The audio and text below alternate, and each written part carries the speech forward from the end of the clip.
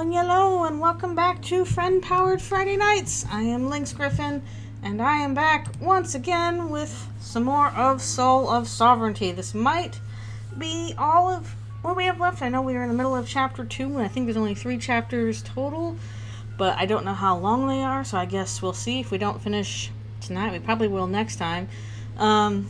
If I will do my best to do the talkings, because I'm still struggling a little bit. Like, I'm over being sick, but I am now doing the thing where after being sick, body's like, oh, I'm gonna cough a whole bunch. So if I break out into coughs, it's not as bad as it sounds.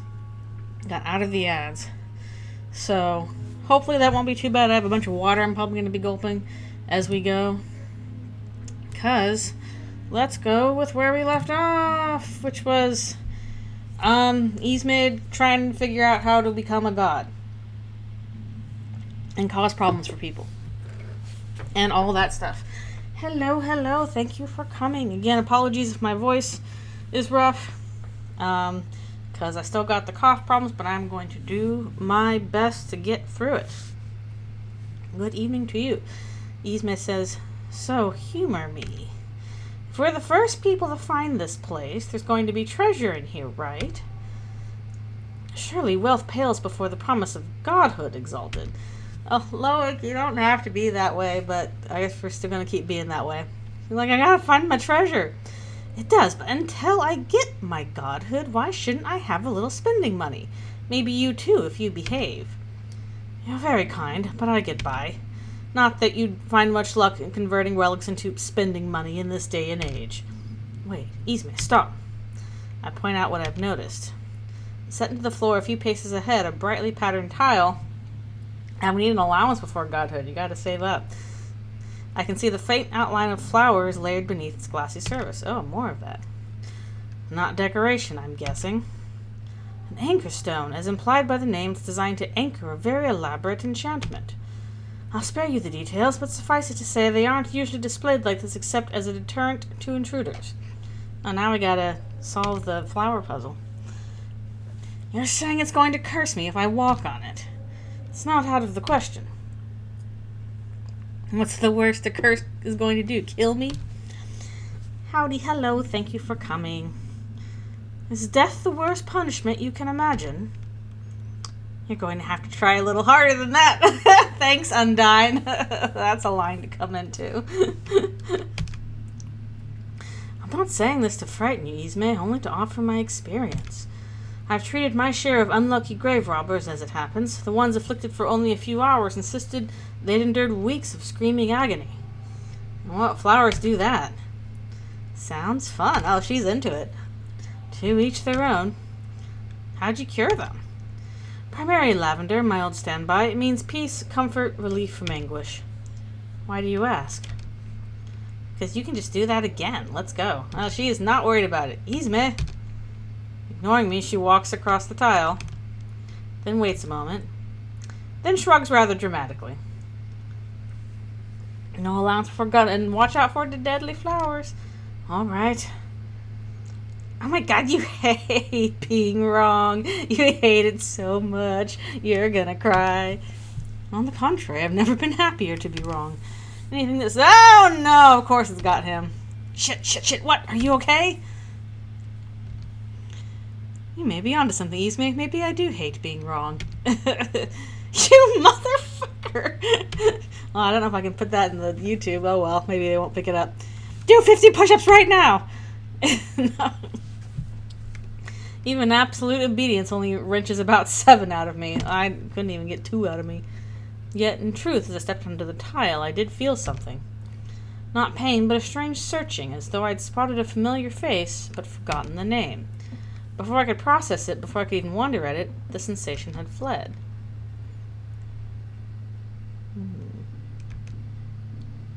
More cool art. I wonder if that thing up there is important. Wow. I am extremely out of shape. I try and do stuff, but it's difficult. Also, if the music's too loud, let me know. I can always turn it down. This is a... Wow, this is a hell of a lot bigger than the last run. The last ruin, not run. and hardly a ruin at all. In fact, Ismay, you'll recall the professor whose writings sparked your search for the sovereignty. He theorized that this man was the last to wield it. Oh yeah, and who was he? Som Sarai, the final king of Accent.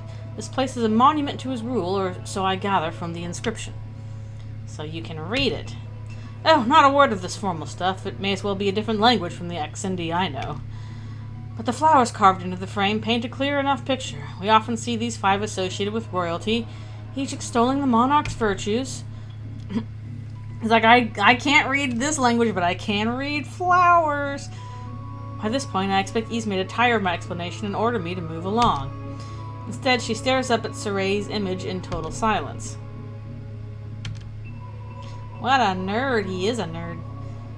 Bet this guy was a real piece of work. Sikuk. I wonder what makes you say that. Just a hunch.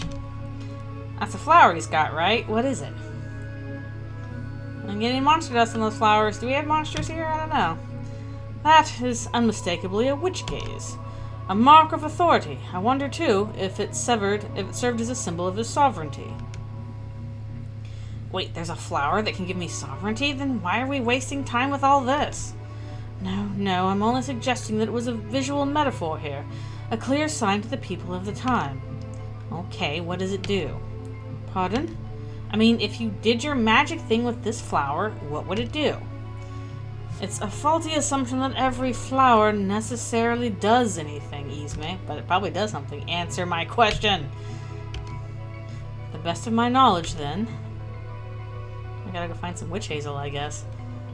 I told you that the early priests settled in Arrakis because its climate yielded many vital flowers. The most prized of these was the wild pansy, whose meaning in its purest form is, essentially, unrequited love. You're shitting me. No. Earnest devotion refused by another, that meaning is the progenitor of the witch gaze.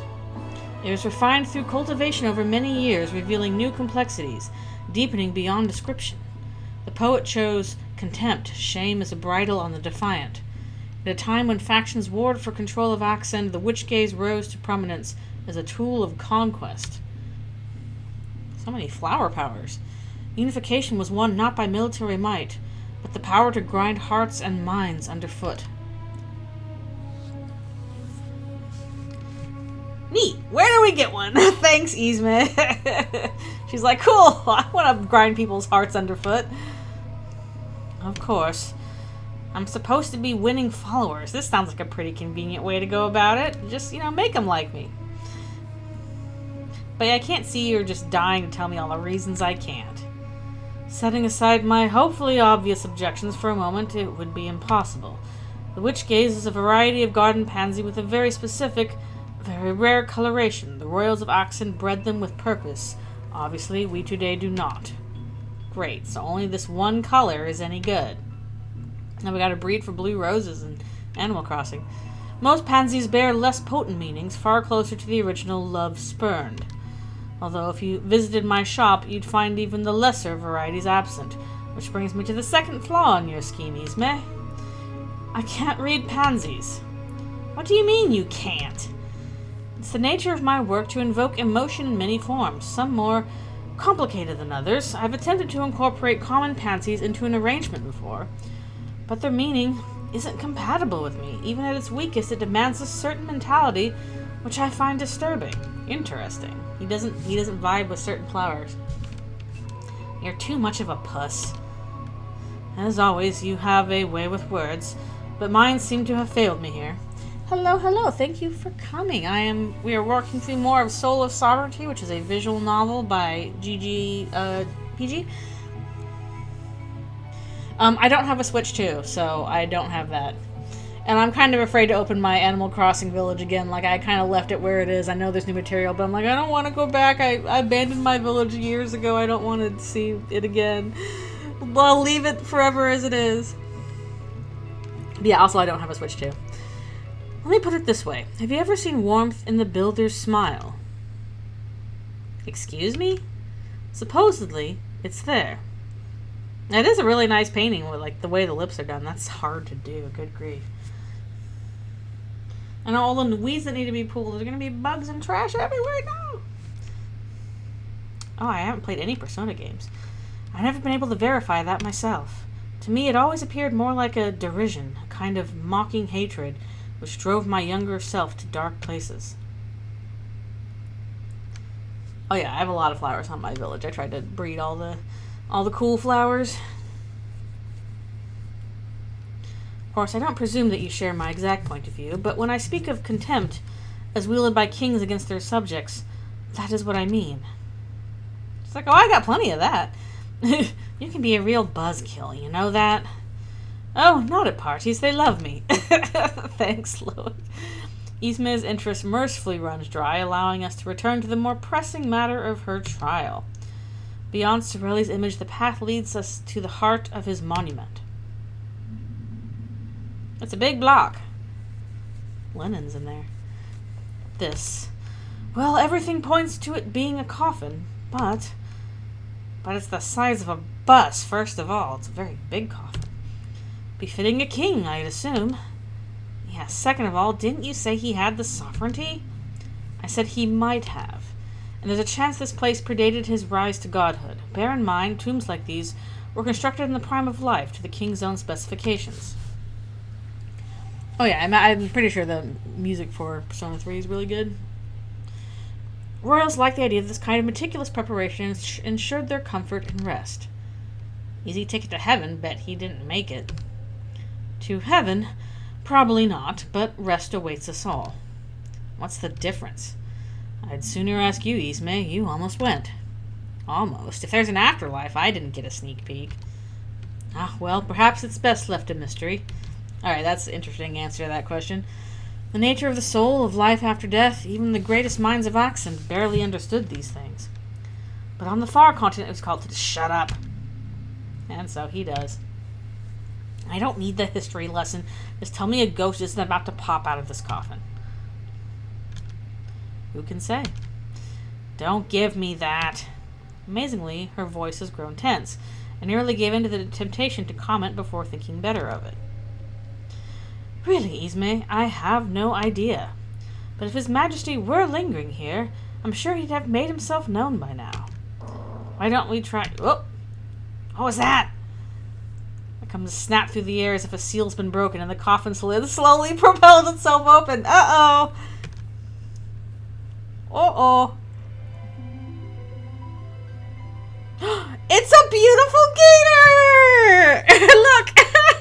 His Majesty! Look at this gator! Look at this big gator, this big croco guy. Big Chungus! Who'd you expect in the coffin? How about King K. Rool? With lovely flowers. What the hell? Awake! Namie? Susie's big cousin Sam. Namie, it is you? It talks? No, you aren't here. Where is Namie? Please excuse us. We didn't mean to disturb you. Look at this guy. Look at this big guy. It's staring. What'd you say? Did you piss it off? You know not, Susie. Ah. What the hell did you say? Hello. You must have traveled very far. I can speak your language too, if it's easier. He's adorable. Haha, my accent's that lousy, huh? I haven't spoken much in Gator. Oh! No! Please forgive me, I didn't mean... No, I'm only joking. Here, we'll start over. My name is Loic. Loic, my lord, I'm honored to meet you. I'm a talking gator. Aren't you going to introduce yourself, Exalted? If you're gonna be God, you gotta be God of the cool gator people too, duh. Fuck no!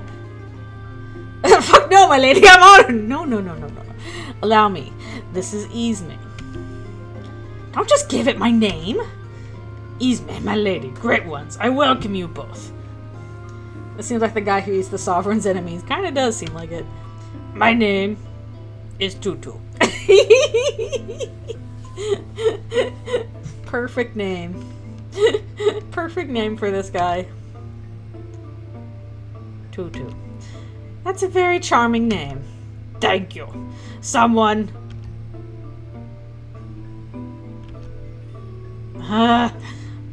Tutu?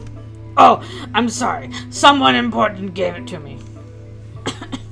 Snapped up by a dude named Tutu. Exactly. Ah, you were calling Naomi earlier? Yes, yes. Naomi is my friend. She left me in this place. It was dangerous, so I couldn't stay with her, but she told me she would come back for me someday. Like a little pink bow tie.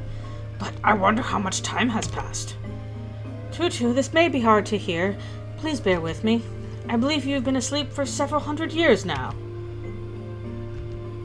Oh, but Naomi did tell me that it might take a very long time. And if I'm awake after so long, that means she's here. She came back for me. But I don't see her. Hey, this is like a prank, right? I'd be astonished. What I can gather from the flowers in her coffin makes it clear. Tutu's friend must have spared no effort to protect her for a very long time. Oh, okay, this is a lady gator. Gator lady. She overslept. No wonder treasure hunting died if this is the kind of shit there was to find. Is something wrong? Not at all. Don't mind us. I'm afraid we don't know where your friend might be, Tutu, but maybe we can help you find... Not a chance. Absolutely no stupid errands. We can't rule out the possibility this is connected to your trial. No! Easeman, love the gator lady. No, it's all fine. Will you really help me find my friend? We can certainly try. Thanks, Matt Mercer. You're so kind. Thank you, my lady and lord. She is perfect. Complete yes formalities. I don't need to be on a first name basis with a lizard. Thank you, my lady and Loic. Maybe your friend's gone ahead of us. At this point, I point out the stone door on the far wall. It seems to open vertically, and it's clearly every bit as heavy as it looks. I wonder, do you know of any mechanism for opening that door? A door? Yes or no? I'm so sorry, I barely know anything. Oh, look at her, she's so perfect. But I don't think that door is supposed to open. So we're definitely about to open it. They would let reverse game based on Tutu. True. So we are. Would you be kind enough to part with this sort of air chest you're holding, Tutu? Is that what this is? I don't know where it came from. I suspect it was left with you for a reason. You're aware of its meaning? Oh, you're a sage like Naomi. You know the great mystery. I study it, yes, though I'm hardly a sage. We'll see what I can wring out. May I? Tutu hands over the flowers with excitement. Much like her, they seem to have emerged from slumber as remarkably full of life as some centuries ago. The very idea of a sort of air chest, at least to my eyes. I never held one, but I know other children of its wild ancestor, facets of that primal cleaving revealed by the modern gladiolus in its many varieties. I dwell on its shape, tracing along its stems a winding fissure. The memory of Earth splits apart springs immediately to my mind, yet its form begins to waver. Each branching crack becomes a delicate spiral, an arch is inscribed with a prayer, a figure swathed in marble, a condescending smile. Distant relation. All of these etched upon a pillar great enough to blot out the sun. What can I do with this? Whose works may compare to yours, not mine. I have no mind for sculpture, yet you give me a chisel. So be it. See what I create. What does this flower do? Oh! That breaks the wall, I guess. Oh! My lord, you're amazing. You're really amazing. Huh, thank you, but I'm sure your friend would put me to shame. All right, shall we? I don't remember everything from before I went to sleep, but I know it's dangerous down there. We're prepared for a little danger, Tutu. Would you rather wait here for us? No, I'll be brave. That's the spirit. Let's go. Yes, take the alligator with you, Gator Lady. They've tested. To be honest, I was kind of expecting him to just open the door. He breezes past the shattered wall, smiling at Tutu, then at me. A polite little "after you" flourish for us both. Okay, this is Yzma talking. But for 1 second, I saw a feeling on his face I could actually put a name to.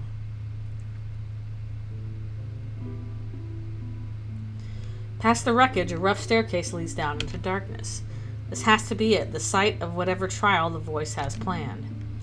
I have to believe that, or I'm going to go insane watching this gigantic baby lizard tiptoe down one step at a time, coached along by her new mommy. In places where the walls aren't broken up by tree roots, there are paintings, little figures in various poses, dancing past Tutu as she stumbles her way down. She's like one of the dancing ballerina gators from Fantasia. Loic glances at one before he speaks. Forgive me for this, Tutu, but I have to say, I've never met anyone quite like you before. It's okay. I know animals don't talk. It's wrong. What?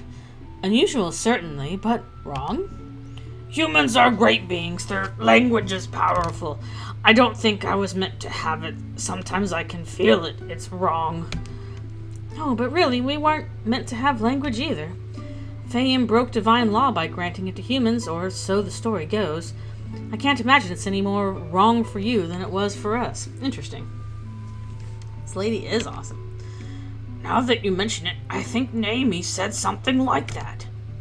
Then Naomi had the right outlook. I think it's a wonderful thing. Come on, it's a little freaky. I wouldn't. It's freaky. Admit it. It's freaky, as are many wonderful things in the world. I like how he skirts his way around her commands. But we've strayed from what I want to ask. If you don't mind, Tutu, how did you learn to speak? I didn't learn. It was a gift from the great king. Truly? And how did he grant such a gift? I can't remember. I'm sorry. No, that's all right. I'm only surprised. What an incredible feat for a mortal king. Wouldn't you agree, Yzma? Yeah, incredible. This guy had the sovereignty and he blew it on making an animal talk? Was he 5? No, he was smart. She is a unit. I want a Tutu plushie now. I love you, Tutu. Tutu. She stopped a few steps behind, staring up at a spot on the wall. The dancing figures gather around one much larger. Actually, looking at it now, I realize this ringleader is the only human. Derpy Tutu plushie. She would. All the animals are dancing. Hang on, these are all animals. There are more of you? I think so. I'm sorry, I wish I could remember everything. Maybe I can help. The mural reminds me of a story I've heard. Really? Oh God, we don't have time for this. Yzma, I think, no, I'm putting my foot down. No more stories. My apologies, Tutu. It sounds like I've exceeded my story allowance for today. No, you're gonna make Tutu sad. Look at her! She's gonna cry! Oh my God! 2 minutes. That's it. More than... Look at her sad face! More than enough. I'll tell the abridged version. Yay! Story time for Loic. There once was a priest who sat in the gardens and sang praises to Fayum. His voice was so beautiful that it would draw the animals near in wonder. It's like a Disney princess. Seriously? A chimera heard the priest's songs from within its cave, filled with spite and thought to silence him forever. One day, a strange song drifted from the cave and captivated the priest's heart. He wandered helplessly into the chimera's den where he was slain. The animals who so loved the priest gathered where his body lay and began to sing in his memory. This heartfelt song revived their fallen friend, who sang together with them for years to come. The singing animals. The end. Was that so terrible? No, I laughed, I cried, still not convinced this has anything to do with my trial. Oh, I don't know. Consider that you yourself were raised from death by an earnest plea, Exalted. You didn't sing. My mistake. Clearly no connection whatsoever. Truth is weathered down by the ages into stories like this, Isme. Eventually, even the truth of our journey together. Priest, a chimera, history might remember you and me very differently someday. History will remember what I want it to remember. Oh, will it now? And my first act as sovereign will be wiping your cute little singing animal story from the books. Noted. And what did you think of it, Tutu? The story was for you, after all. But Tutu doesn't look right. No. Tutu? She clutches her head, panicking, then focuses on me. Despite everything, I was starting to accept her as intelligent. But the thing glaring at me now is pure animal. I jump back before her jaw snaps shut. She snags my sleeve with her teeth, tearing until the fabric starts to give. Shit, what's your problem? Tutu! Loic flinches at her bared teeth and steadies his voice. Tutu, easy. It's us. We're not going to hurt you. It's wrong. All wrong. She pushes out each word between growls. Loic puts a hand on her arm. Listen to me, Tutu. Again, that softness on the air. Stay with us. Stay with us. Oh dear, something bothered Tutu a lot. I'm sorry. I'm so sorry. It's okay, Tutu. Everyone's all right. Speak for yourself. Oh, different outfit now. Are you going to explain what the hell that was about? Hello? Hello. I'm sorry, but I don't think we've met. It's Isme. Huh? You ruined my outfit. Of course I had to change. Okay, that's why she changed. I'm sorry. I don't know what happened to me. I heard his voice and I felt so wrong. Whose voice? He came from far away from a place where people sang, and he would sing in the gardens like your story. We sang for him to make him happy, but then something terrible came. I'm scared. You're safe with us, Tutu. I promise you that. You'll be brave, won't you? I will. Oh, she's doing her best. Oh, no, look at the put this. Oh, no, look at the two. I'm going to throw up if these two keep doing whatever they're doing. Being cute, you mean? Isme is like, this cuteness, I want them dead. Makes me sick. The real heart of this place is just ahead. I can almost taste it. This is fun. We come to a room on the way. Nothing but another door leading further down, a glorified staircase landing. So we press on. As we approach the depth, something sparkles on the tree roots lining the walls. Ooh, more strange plants. How lovely. I wonder what these are. So these are flowers you don't know. The vast majority, I'd wager. Countless species have simply been lost to time. These would appear to be some type of orchid, but beyond that... These are... Remembered something, Tutu? Yes, the flowers underground are important. Naomi said they were important. That's promising. Did she mention their name by any chance? Not that I remember. I wish I could help more. I'm so sorry. No, don't worry. He plucks the nearest flower he can reach. Let's just call them monument orchids for now. And they have to mean something juicy, right? Juicy, I'm not sure about. Well, guessing won't help us at any rate. Meditation reveals meaning, but without some sort of starting point, that could take weeks, months. Months? Pessimistically, I'm hoping we have a bit more to go on. Tutu, do you remember anything else about these flowers? Even the smallest detail Naomi might have told you. They would make his voice. Tutu? No, please stop. Uh-oh. Something about those not so good. The darkness beneath the roots moves. It starts to churn, dripping upward through the air in long trails. I look closer and see something tangled up in it. A menagerie, all kinds of animals. Uh-oh. Oh boy. Fur, wings, scales shuddering together. A giant herd, eyes all opening at once, all shining on us. The shadow carries them up in its tendrils, big, exotic beasts. Birds, whatever else, it gathers them together, twisting their limp bodies into limbs of its own. That's not good. Then a voice rings clear as day in my mind. Loic shares a look with me. He hears it too. Exalted seeker of the sovereignty. Look at all these guys. A second trial is upon you. Did we get through the first one? Defeat my zoo! No! It jolts awkwardly, slamming one limb against the ceiling, then the walls. Somewhere above, I hear a sound like a landslide, then animals screeching, bodies broken by the impact. The thing pauses for a minute, and the shadow knitting it together churns again. Thin lines begin to ripple out over its limbs. In an instant, its wounds are cleared away, leaving nothing, not even a speck of blood. Tutu's already scrambled back up the steps, screaming her head off. We follow behind into the antechamber. But the way beyond that is... Uh-oh. Blocked off? What the hell? No! No! Tutu crumbles to the floor, grasping at her head. Wrong! It's wrong! Wrong! Now? Really? Tutu, it's all right.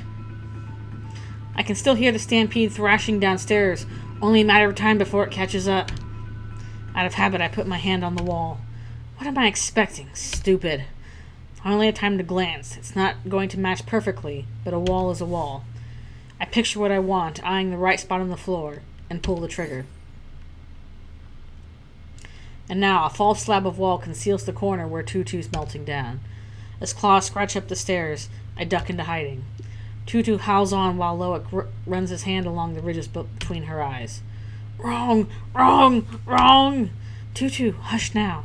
Be at ease. You're precisely where you belong. And then it arrives. It shambles past us, loose bodies weaving in and out of the herd, all huffing and braying. The fake wall fools it, but it doesn't leave. Maybe it can smell us. So it stalks our vicinity for a too long minute, then finally turns to try the other end of the room. They're being chased by a giant chimera thing. Ugh. Well, it's not quite the chimera I imagined from the story. I'm guessing my trial is to kill it, but it healed itself. Let's not jump straight to violence, Ismay.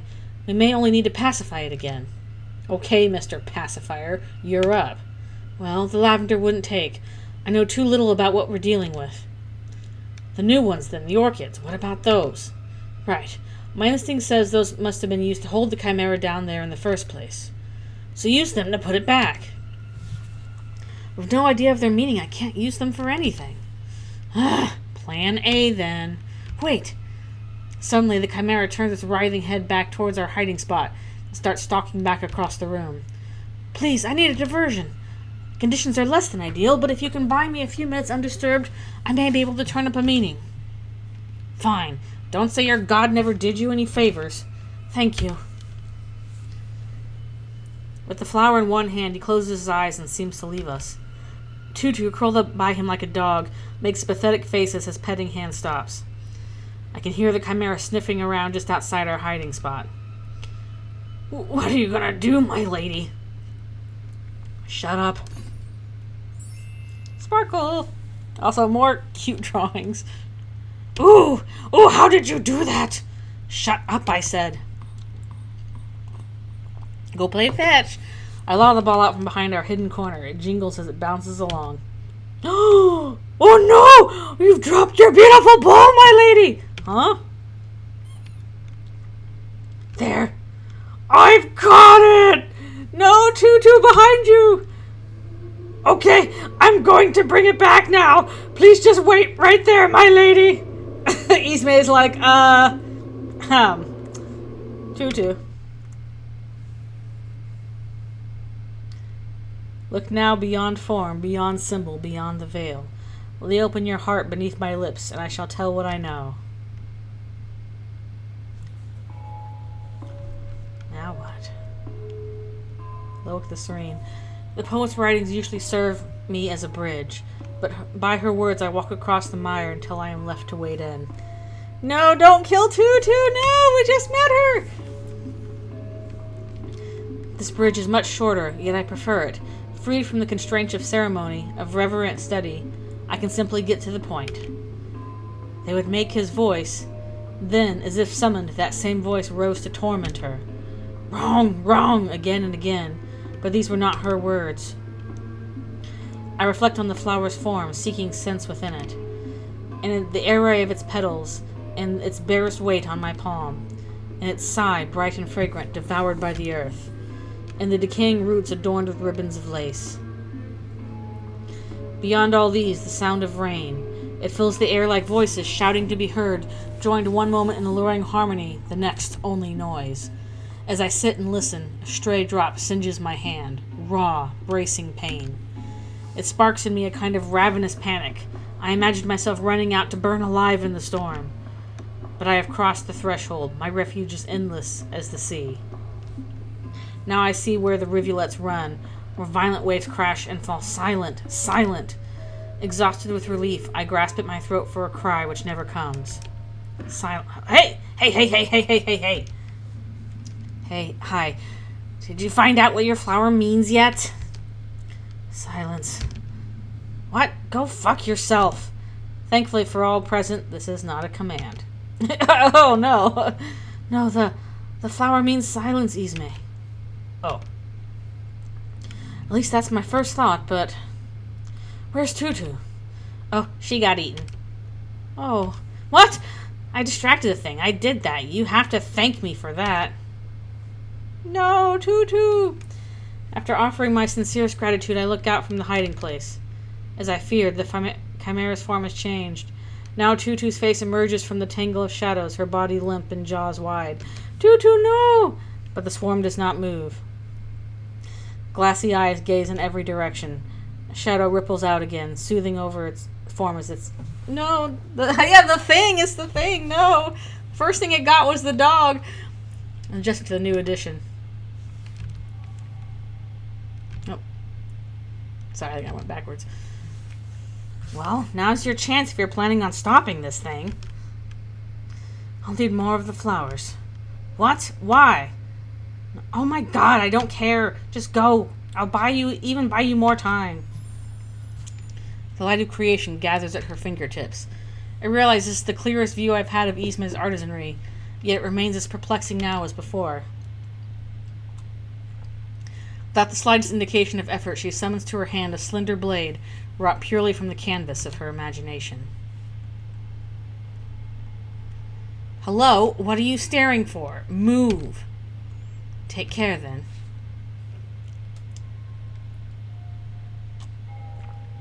Precious few flowers remain intact after the chimera's rampage. To compensate for my shallow meditation, I'll need every single one of them. Tearing down the blinds and staring into the sun is not my favorite approach, but if it works, I'll gladly pay the price later. Much like a dream, the finer points of my vision have already slipped away from me. I grasped the only fragment I could put to words: silence. But as I steer my mind towards intention, the meaning escapes me. Each word of invocation falls leaden from my lips. Silence in solitude, in peace, in the depths from which this creature emerged. None of it resolves into anything. Silence and... But no, not that. Before I can consider returning to meditation, a familiar clamor arrives. Isme tumbles into the room, blood-stained and wild-eyed, her construct sword broken at the hilt. Next, the chimera. It throws itself on her, talons pinning her to the ground. Tutu's jaws open mindlessly over her leg. Struggling, Isme tosses away her useless sword and conjures a different weapon. 3 shots. The chimera reels. Almost instantly, the strange shadow issues forth, stretching out in tendrils to lap at wounded flesh. Isme turns to me in an angry panic. You'd better tell me your thing is working, because this isn't. No, I've tried every angle, but it doesn't fit. What? What? What? The meaning, silence. To quell it, it did seem too simple. I'm missing something. I need more time. Well, you don't have it! The chimera is mended. It strikes at Isme with precision and snaps her up before either of us can react. She is immortal, of course. The sovereignty's voice has exalted her, rendering her impervious to harm. This I believe. My belief doesn't stop the chimera from biting down, grinding its teeth, spilling blood. No scream rings out. I wish we would get some art for this stuff. Satisfied in its triumph, the beast flings her with all its strength. I cannot bring myself to watch further and flinch from the sickening crack against the wall. You got messed up by a chimera. My red eyes swim around the room before falling on me. I hold the lone orchid with trembling hands, its silence the furthest thing from my mind. Well, that wasn't very nice. And she stands. Her body whole, unadorned, unblemished, save the gleaming scar. She stands atop a mound of rubble as though nothing has happened at all. Of course, I had noticed it that morning after her exalted revelry. But seeing her again like this, the resemblance strikes me anew. Now look, and I like that outfit too, you bitch. The chimera thrashes in rage, a chorus of shrieking cries. A shiver runs through its collective form, shifting it into something new. At last, it speaks. The chanter. Profaned by the sovereignty. The words are not Accindi, not Moesian, not any language we have heard. Somehow, their meaning transcends ignorance. Another of his kind pretending at godhood.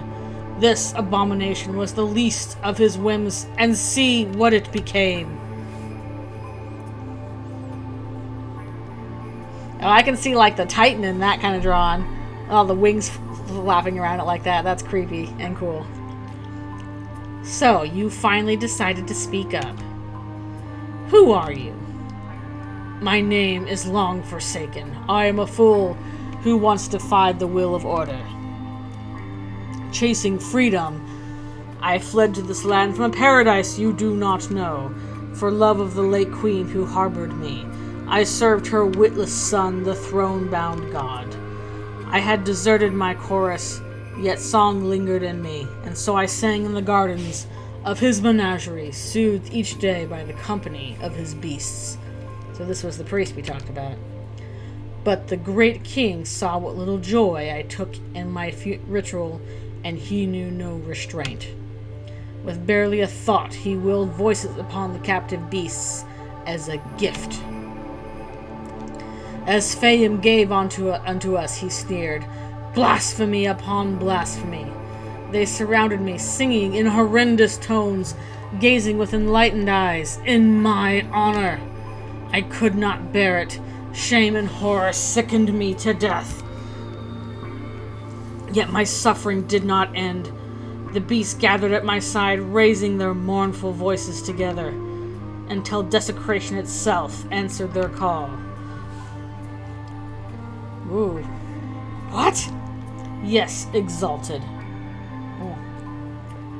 I share your title, but do not mistake me for your type. The sovereignty is an affront to the law I once defied, and now my soul is forever tainted by its mark. O divinities, I repent, yet you have abandoned us as we rightly deserve. No, I want Tutu to come back. Give us Lady Gator back. Did the fall of Accent not suffice? Will you only return to a world purged fully of sin? Then let this vile power be of use. Let these witnesses bear forth my wrath, your wrath. Death to the sons of Sarai and Palestinian alike. Death to all who defy your will. The beasts he wears cry out, shaking the earth. Are you done? I get it. The voice sent me here to listen to your little story, teach me the dangers of the sovereignty. Power corrupts, something like that.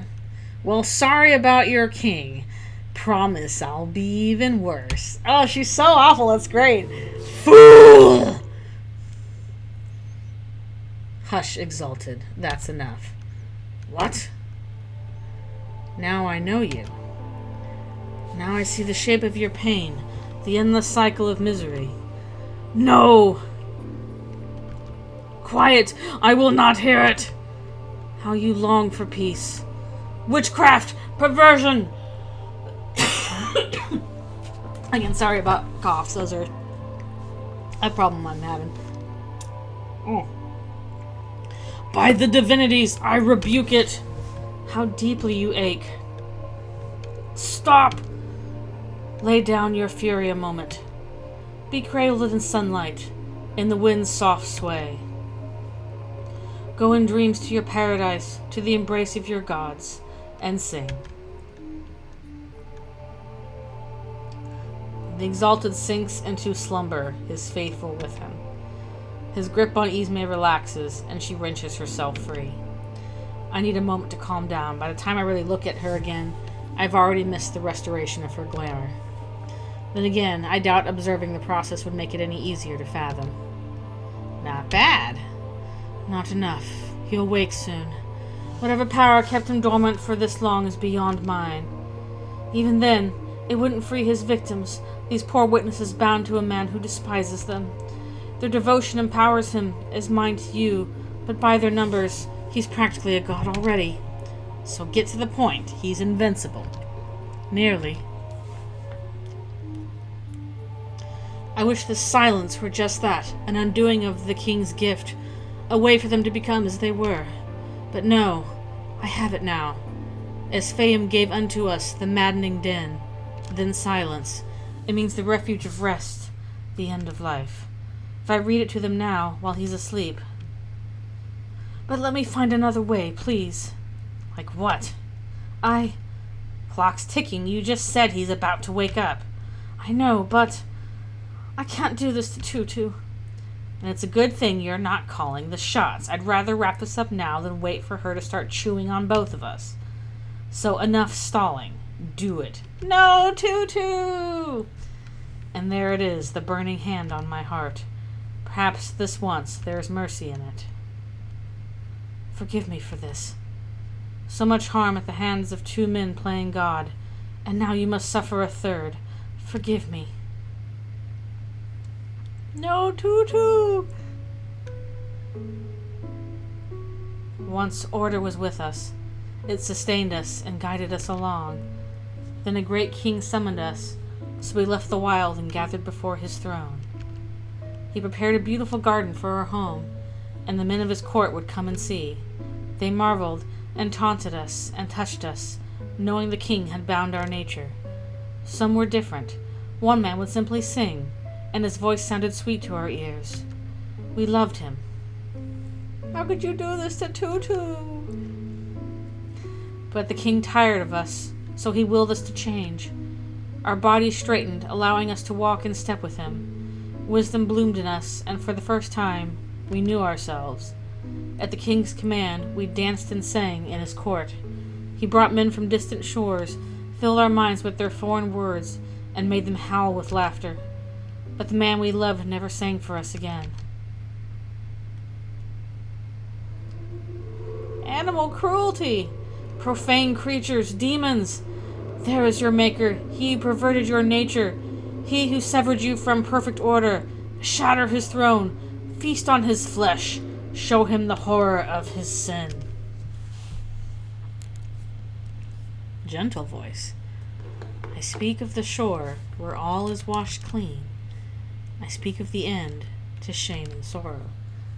I speak to you, weary ones. Come to me, and I will lead you there, to silence, to rest, to a kinder being than this. Tutu! We just got to know her! Bring back Tutu! I get a familiar voice. I give you the sun's warmth. I give you the joyful breeze and clear rivers teeming with fish.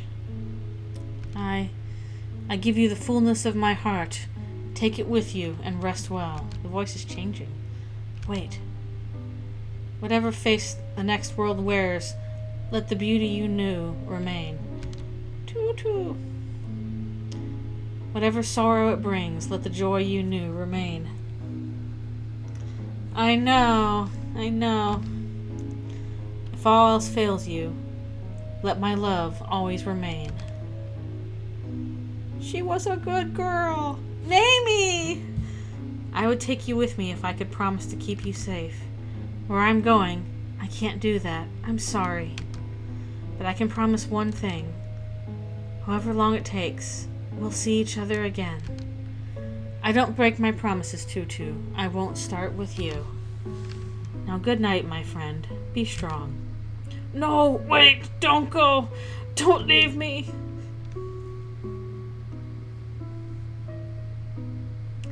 The choking darkness starts to lift. The air smells like the sea. Freedom is there. Rest is there. The others have waited so long, tired of voices, tired of everything, they disappear into that light. But I can't. I can't go. I don't want to go.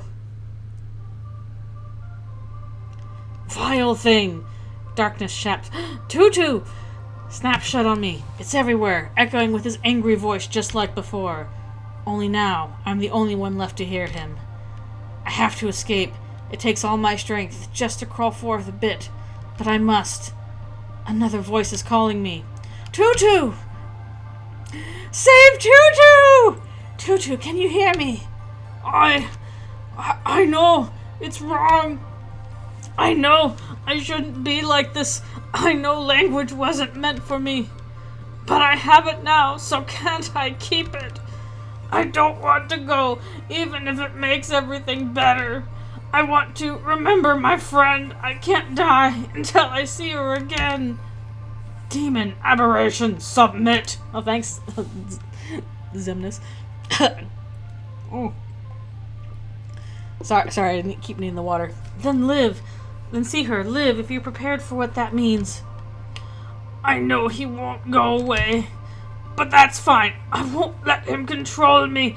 I'll be brave. Kill, tear him apart. I can't stop myself. I've used up the last of my strength and now my body moves on its own. But he doesn't back away. That's the spirit. Then stay with us, Tutu. Stay where you belong. And even though he isn't her, and even though we just met, he reaches out to me like she did. The other voice keeps shouting, I want to strike, tear off his hand. But he runs it softly along my face without fear like she did. When he speaks, his words embrace me like hers did. If order has no place for you, then stay here where you are loved. Tutu. Everything is quiet. There you are. Yay! Save Tutu! Yay! Tutu didn't die! Yay! I was gonna be so sad. I'm like, no, you have to keep the gator lady. Because she's good. There's our friend. Do you think you'll be alright now? I think so. Good. He slumps and falls down on top of me. Ah! Oh, great. No, my friend! I'm sorry. This is all my fault. He'll be fine. He just needs a nap. Where's the concern for me? I got a little roughed up too, you know. It's me, you idiot. Get used to this. Yeah, Eastman just does not give a crap. He's like, sure, whatever. I'll kill everything. Oh, I'm sorry, my lady. What a mess. I feel like I've caused you both nothing but trouble. Aw, you have. Well, why don't you start making up for it? Well, I wasn't going to lug Loic upstairs by myself. Tutu Princess carries him the whole way for all the blubbering. She's as strong as she looks. That barrier in the antechamber is gone, so we head back up to the entrance, past the king's statue. But the tunnel that brought us inside is caved in. Guess the chimera hit its head on the ceiling a little too hard. So we double back, taking a path around the back of the monument. There's a small courtyard overlooking the underground. A building across the river catches my eye, but Tutu's stamina runs out, and I'm not about to carry her. Camp it is. I make a light for the empty fire pit in the courtyard, and Tutu scrambles over. Oh! It's not warm at all. You're a lizard. What do you need with warmth? Actually, lizards need lots of warmth. They have to get it from someplace else. My lady, where did you and my lord come from? The only place there is to come from. And they need their sun lamps. Where is that? Oh, God. Listen, I get that you've been sleeping under a rock for however long. Yeah, Izme doesn't understand biology. Doesn't get it. She's like, oh, they're cold-blooded. But if you want an explanation of everything you missed, you're asking the wrong person. Until teacher wakes up, this is your one, okay? Oh, okay. Basically, after you went to sleep, poison rained down from the sky, and everything died. What? The only safe shelter was a big tower called the Mosaic. That's where we all ended up. Where's the sun lab you speak of? The Mosaic, where is it? Not far. Then again, you're always on its doorstep no matter where you go. And what is it like there? Oh, paradise. Oh, how wonderful! I'd like to see it. We need to teach you sarcasm. I take it you didn't know the builder in your time. As in, the one who built the Mosaic. It's God. Everything there revolves around him and his vision. Anything he doesn't like, his fanatics beat into submission one way or another. That sounds scary. But we're outside the Mosaic now, aren't we? So isn't it safe for people to leave? And go where? The Mosaic has everything. Power, water, convenience. Who's going to leave that behind for this? And once you get far enough out, there's nothing but wasteland. Monster country. Whatever world you came from, whatever you're expecting when we get out of this cave, it doesn't exist anymore. So get used to it early. The last thing I need is another meltdown when you finally see it for yourself. I don't know what to say. Conversation over then. Good night. I'm glad Tutu survived. I would have been very sad. When morning comes, it's still mostly dark. A little sunlight falls through the cave ceiling, but it isn't enough to warm my skin. My lady is in the same spot. She looks like she never even went to bed. And my lord stays asleep even longer than me. Usually reptiles sleep a lot. My lady. What? Aren't you hungry? I don't want to say it, but I haven't eaten anything since before we met. Yeah, I don't think we can handle Noelle dying in Chapter 2. Good grief. Instead of answering, my lady tosses something at me. It's a thing of meat. Oh, it's little cartoon meat. Oh, thank you so much. When I try and take a bite, it shatters. Didn't hit the spot. No. I know. There might be fish in the river. I'll catch some. Please wait here, my lady. I'll bring some for you, too. Don't bother. Oh, well. Be nice to Tutu. She'd worked so hard for you. I run down to the river as fast as I can. Just as I was hoping, it's full of fish. There's one splashing right near the shore. I could probably just grab it. Or maybe I should try going out further into the water. What should Tutu do? Wait, we have choices! We haven't had choices before. I thought it was going to be all like, all the same thing. Okay, cool. We'll try to catch the closest fish. Tutu makes a terrible splash and scares the fish away. Oh, no. Maybe that was just the wrong approach. Oh, it might be the same thing. Try wading into the river.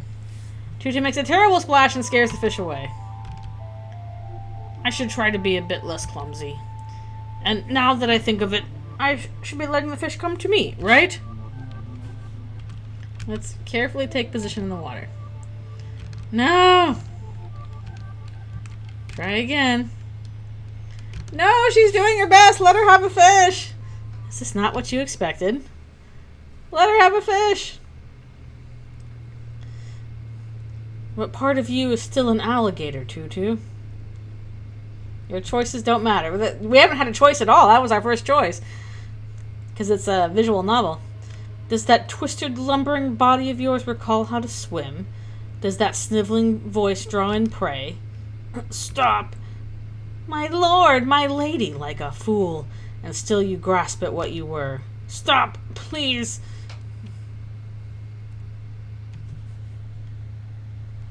I'm mad at everyone who's mean to Tutu. And I think that about does it. Beautiful work. Oh, are we back with a flashback with Loic, maybe? In the mid-afternoon of a false winter, the Mosaic sun has slowly begun to dim. messenger had closed early that day. Yep, this is back with Loic. After seeing us through to the quiet end of a grueling holiday season, Samson was out on a well-deserved vacation, leaving daily affairs to me and a few part-timers. Oh, thanks so much for the gift sub. Thank you. I super duper appreciate it. Thank you so much. That's super cool. Nino had joined us about a month prior, that is, a few years after our first encounter. What she lacked in experience, she more than made up for in eagerness to learn. That's right, I remember Nino. Trying her hand at basic arrangement that day, she showed surprising talent. I'd even said to her, "It's almost a shame you're set on a different career." "Ah, come on, me, I couldn't do this stuff." "Don't sell yourself short, you have a keen eye." "Thanks, but, I could never be a normal florist, you know?" "Oh, with more training, you'd be anything but. You should see some of the work that passes for normal in NC. "Not what I meant. Part of the job is indulging me when I make jokes, Nino. If you refuse to do that, you leave me no choice but to send you home for the day. Take care." "Wait, you're gonna clean up alone?" "Hardly anything to clean, but I appreciate the thought." And it just reminds me, I saw this video on Tumblr recently of somebody trimming a succulent. It was the most satisfying plant care video I've ever seen. While I began sweeping the workroom floor, Nino took her vase of flowers in one arm and made to leave. She offered a well, followed it with nothing, and continued to linger by the door. "Hey, so boss?" "No." "What? I didn't even ask!" "And now I've spared you the trouble." "Well, why not?" "For reasons I've already explained to you." "Okay, hear me out. You don't have to teach me everything, just the basics, and then I'll, figure out the rest." "With all the kindness in my heart, Nino, out of the question." "Come on, so maybe it's dangerous, but it can't be that dangerous." Yeah, she seems to have been asking over and over to learn about plant magic, flower magic. "You're teaching Leah, aren't you?" "Lelia is my daughter." "Sorry, that was dumb." "No." I set the sweeping fully aside and went to her. "Please, consider this. You've seen the amount of effort I invest in self-preservation here. Carving off this refuge from the builder's gaze has not been easy. For the time you have left with us, I can continue to protect you. But once you go on to your next adventure, do you believe you'll figure out the rest without endangering yourself?" She wore the intense expression with which I'd become all too familiar. "I'm not afraid of the builder." "I know, but that doesn't answer my question." "Man, I don't get you. Look, this'll sound rude, but I'm just gonna say it. If I could do what you do, I'd take him on. I'd change the world." "Not rude, Nino, only mistaken. Now please, go home, and let's put this topic behind us." "For now. Have a good night." Yeah, see ya, Mr. Ard." All interesting stuff. She was still young, and her ambition was no lesser, and as I continued to clean up the shop, reflecting on that conversation, I caught a glimpse of myself in the glass. On days such as that one, just after the sun had gone out and the skylight began to fade, the greenhouse became ideal for meditation. I usually savored a moment or two with my thoughts before setting about the evening's chores in earnest. When Lelia took an interest in magic, I happily offered up that time to her. That evening, once her typical after-school nerves had finally settled, Leah began to focus. She sat in deepening calm, tracing and retracing a path from memory to meaning. At last, peering beyond the veil, she read, I lost it." "That's all right. What distracted you?" "I don't know. But make the effort. We want to examine our feelings as best we can." "Well, I felt silly. I had the words, but they were corny." "Oh, Leah, this is the danger of being a writer. Don't worry about sounding impressive, or correct, or even coherent. Say what begs to be said in the moment. Whatever rises to your lips as the spark within you comes alight, those words have power, but not without confidence." That's true. Even let her rip, if that's truly what comes to you. In fact, I think the poet might have beaten you to that one. She forced a laugh. Leah, honey, what else is on your mind? I keep thinking, what if I'm not any good at this? Looks like we'll never know. You've shown that you can do it. You say that. I mean it. I wouldn't have agreed to teach you otherwise. But still, whatever you do, it sounds so much. So much? No, never mind. Examining our feelings, remember? I know. Maybe that's the problem. I don't really want to do that. Hello. Thank you for lurking. We are still getting through more of Soul of Sovereignty. It's often the hardest part. Maybe it would help you to keep your motivation in mind. Huh? What drove you to apply yourself to this in the first place? Before we started, I asked what you wanted to do with magic. Do you remember your answer? Sure, make people happy. Help people, you said. She shifted in her seat. Don't be ashamed. All of us lose sight of our goals sometimes. This is a demanding art. You have the talent, but motivation is just as vital. I only want to make sure you're confident in yours. She stared long at that topic of our lesson that day, the yellow rose in a dish of water in front of her. I remember the yellow roses. So, what's your motivation? To protect all that I love. To make them that got caught up, why was that cut off? Dad? Yes, sweetheart? I asked what your motivation was. Is it a secret? What? Interesting. Okay. What does that mean? Why was that cut off? What do you mean his motivation is a secret? Finally! I wake in a cold, damp place. Yzma sits nearby, staring impatiently as I gather my senses. Yzma, good morning. Not exactly. I see we're still underground. The tunnel caved in. I've been waiting for you to get up so we can look for a way out. How long have I been asleep? Too long. These blackouts aren't going to become a recurring thing, are they? Not if I can help it. That particular invocation was taxing, to say the least. But I won't bore you. How are you, recovering? Recovering? From what? I understand that the sovereignty has rendered you immortal, in a sense. But the Chimera tore you apart. I can't imagine that was easy on you. Guess I'm made of stronger stuff than you, then. So long as you're well, nothing more needs to be said. Take care, Yzma. That's all I want. Please, if you want me to take care, you can start by keeping yourself conscious for a full day. How does that sound? Fair enough. Forgive me. Wait, where is Tutu? She got hungry, ran off to catch a fish a while ago. How long ago? Where's Tutu? No, not the abomination. Wrong. It's wrong. It's unforgivable. I shouldn't be like this. I grab at my own face. I want to claw it off. Then do it. Atone. If you want so badly to quiet my voice, then rid the world of us both. No, I can't. Please.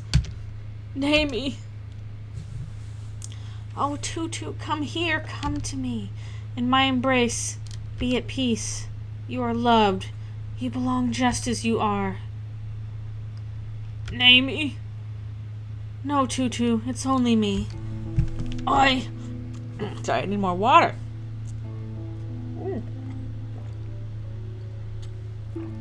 Again, sorry, the voice stuff still got the cough thing. I'm sorry. I said I would be brave. And you have. No need to apologize. I remembered something. Naimi rescued some of us.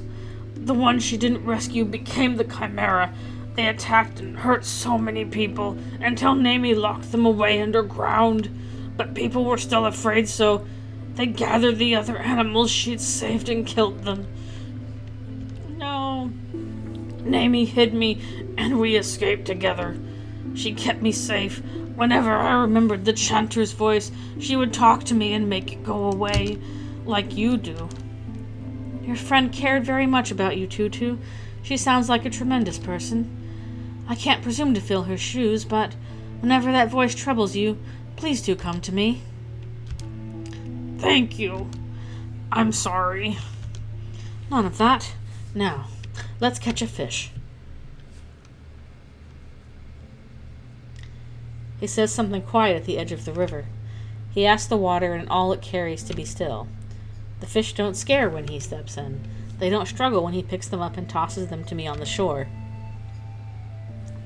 At camp, he takes out a notebook, and from that, a little red flower. He says a few more words over it, not quite a prayer. Your hand ignites the horizon, but go easy on us. A touch will do. A great blaze of fire roars up to answer him. 1 second, I think it might leap out of the pit and burn him up, but it dies down quickly. It's warm and nice. Loic just carrying the team here. Only after we've been watching the fish cook for a few minutes do I work up the courage to ask. How do you do it? Well, without a kitchen, there's not much more to it than leaving them over the fire. Are you sure you don't want yours to stay raw, Tutu? I'm sure. But, I was asking about the mystery. The what? She means the magic I practice. It's a classical term. Of course it is. Did your friend not teach you about the flower? Wrong voice. Did your friend not teach you about flower reading, Tutu? Maybe. I still don't really remember. I must have watched her use it, but I don't understand. Can you really make fire like that whenever you want? With the aid of a Policia, yes. Although I'll admit my supply of them is dwindling. I only have one left. The one you're wearing? The one red, I meant. They take an awful lot less coaxing to ignite than the gold. And you wasted one to cook fish? Oh, I wouldn't call it a waste when it created this nice moment we're enjoying together.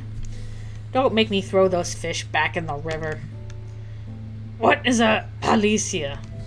Ah, right. You would have called them something else. Well, it's a flower which means fire. I'm sure you already know that every flower has a meaning. Yes, but why? That's an excellent question. We'll get some flower language. Tutu, do you remember what I told you earlier? That language originally wasn't meant for us humans either? Yes, and it was very nice of you to say, but it's the truth. In fact, it's a basic principle of the art. It's said that when we were created in the image of the first gods, the divinities, in the beginning, we were mindless instruments by which they regulated creation. Magic dwelled within us, but it wasn't ours to use. One of the divinities, Fayum, took pity on us. They revealed to us the language of the gods, which sparked our great awakening. Empowered with free will, we began using magic to manifest our desires. This, needless to say, gave our creators a scare. The divinities saw that this change was irreversible, but it could at least be suppressed. And so, working quickly, they cast their language beneath a confounding veil. Oh, so I still don't understand. Ooh, sorry. More water. Haha, that's just fine. Much of the theory doesn't exactly lend itself to explanation. The simplest answer to your question is this. Flower language only exists as a means to confuse us, a great mystery entirely by design. To look beyond the veil, as we put it, is to claw and scrape for something hidden from us, something divine. So it really wasn't meant for you. The gods tried to take it away. And here we are regardless, called the strength or arrogance of the human spirit. Would you like me to teach you the basics? What? I couldn't. I'm not worthy. If you were listening to the story I just told you.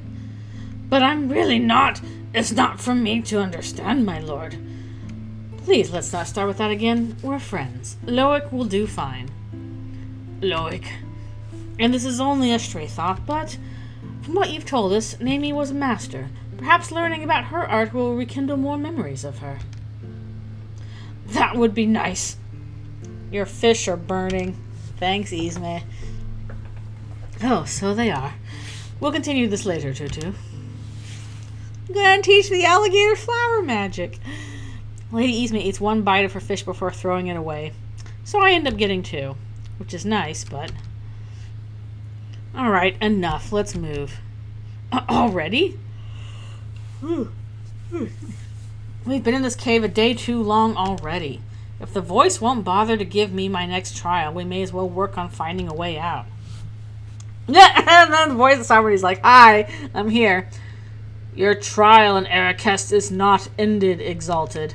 What the hell? Don't tell me all I had to do was call. I heard you. Light floods the cave. I wish it were the sun's, but it feels so cold and strange. The voice that speaks out is even stranger. Greetings, Exalted and Witness, and Big Gator. No, go back to what you just said. My trial's not done. We handled the Chimera, that wasn't it? Your witness has performed admirably in your name. His triumph is yours. However, you did not demonstrate your readiness to rule. You have neither passed nor failed the trial as it was presented to you. What? And who's deciding whether or not I'm fit to rule? That is my role. Oh, well, you're such a good judge of character, you put the fucking builder in charge. So, please, enlighten me. What am I missing? What did he have that I don't? A worthy sovereign has rallied the world to their vision. They are adored more than any other. Their rule is inevitable. You have not yet risen to the builder's height. Though your witness is powerful and firmly devoted, he is only one soul. He alone will not see you to victory. Yeah, the praying hand's just like, hello? Why am I not a god yet?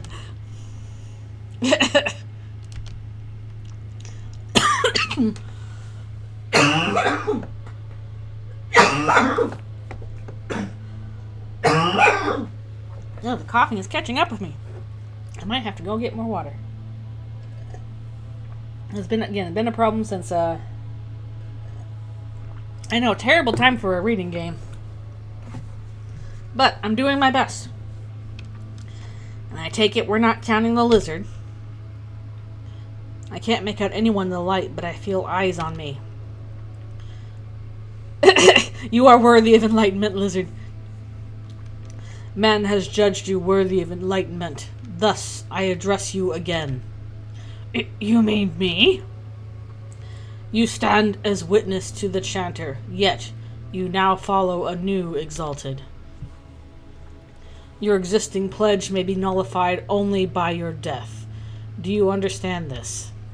You're the one who brought him back to life. You told us to pray, but we didn't know what any of it meant. Who are you? What did you do? I am the voice of the sovereignty. I guard the power to recreate this world. I seek a worthy sovereign whose vision may lead mankind to prosperity. This is my purpose. Recreate the whole world? I was beckoned from my realm by the chanter's great strength of will, and your great sorrow upon his death. By your devotion, he overcame the first trial. He undertook no others. But that's... We didn't want him to be a god. We just wanted him to live. And he hated us. He cursed us. Stay with us, Tutu. Everything's all right. Oh, she's trying so hard. Failed at every turn. Huh? Suddenly, the voice is less strange, less empty. It doesn't make any sense, but I almost feel like I've heard it somewhere else. Very little is my power to aid you. I cannot nullify your vow to him. But you have made no pledge to this woman. If you do not accept her vision, you need not remain by her side. Honestly, good riddance. As far as followers go, you're more trouble than you're worth. But Loic is with you. So you must be a good person. Oh no, Tutu, no! Loic's like, Tutu, no. Tutu, listen to me. I want you to think very carefully about this decision. But I don't need to. I want to stay with you no matter what. And Lady Yzma is really nice, actually. No, she's not. Well, let's not overdo it. What do you know? Looks like I've got a growing fan club after all. I'd say I've demonstrated my readiness to rule, wouldn't you? I have a whole man and a alligator. That's all I need to be God. Like, what else do you need? I got I got the clown makeup and an alligator and this flower guy. If you have truly won her devotion, Exalted, then keep it. Ismay sucks at this whole spiraling loyalty thing. What? You have offered her as proof of your worth. Now keep her at your side, or the path to your sovereignty will narrow. You're stuck with the alligator! Are you joking? It is decreed. Ooh. More water. Seek the guidance of Fayum. You get an alligator. Go and triumph, Exalted. Wait, please. One more thing. Speak freely, witness. Another person must have come before you, through the temple, as Ismay and I did. A young woman named Nino. I mentored her for a while. I expected her to be in the mosaic, but somehow... I'd just like to know she's safe. Please. Indeed, this person entered my realm. She did. Then she has died. No! Nino! No. Willing, yet unworthy, without the faith of a witness, she approached the sovereignty. She initiated the first trial and failed. Her soul has departed. It is a great shame. No, Nino! Oh no, Loic! No! By your leave, witness. But he doesn't say anything. While he sits there with his head in his hand, Ismay has to break the silence. Just go. Until next we meet, Exalted. The light fades away. Oh no! He was looking for Nino. Loic, part of me already feared the worst, but what was she doing there? What could have happened? She was so young. She had... Oh... He weeps. I don't know what to do. I want to cry too, but it doesn't feel right.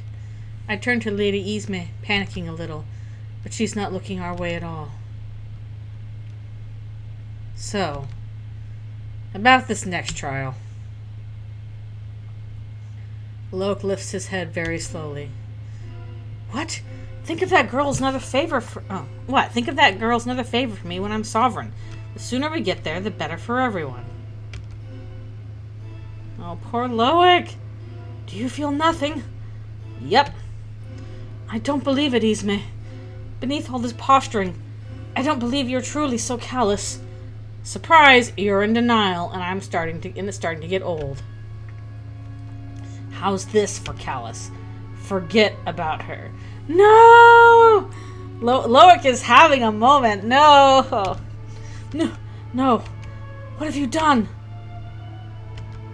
Oh shit, that actually works? Ismay, what have you taken from me? Something that would have made you annoying. Now get over it. My lady, that's too much. Don't you start, or I'll make him forget you next. You need to get whatever ideas you have about me out of your head. Oh, this is so bad for Loic. I'm not doing this out of the goodness of my heart. I'm not on some righteous mission to fix all the builder's mistakes. I'm making the world I want. I don't have time to sit and cry over this one. Oh no! Loic hasn't moved. He's still hunched over, clutching his head. Loic! And then he sits up right away, with little breath, like I've woken him suddenly. Oh, Tutu. And he puts a hand on my arm to soothe me. What's wrong? Are you all right? I'm fine. But what about you? He looks surprised that I would ask. Me? I've rested plenty. If you and Ismay are all ready, then please don't hold up on my account. He takes another breath and stands up. Now, that building across the river is most likely a temple. If the voice wants us to seek Fayum's wisdom, I see no better place to start. Shall we? Oh no! The tears on his face haven't even dried, but he smiles for me, the same as always. He smiles for Lady Ismay, too, but she doesn't look at him again for a long time. Oh, no! Oh, no. I have to go get water. I'm sorry, I'll be right back. Actually, ask left to turn off Alfie's lights. I just realized it's time. Alfie's, oh no, it's sleepy time. Sleepy time. You're already asleep yourself. Okay.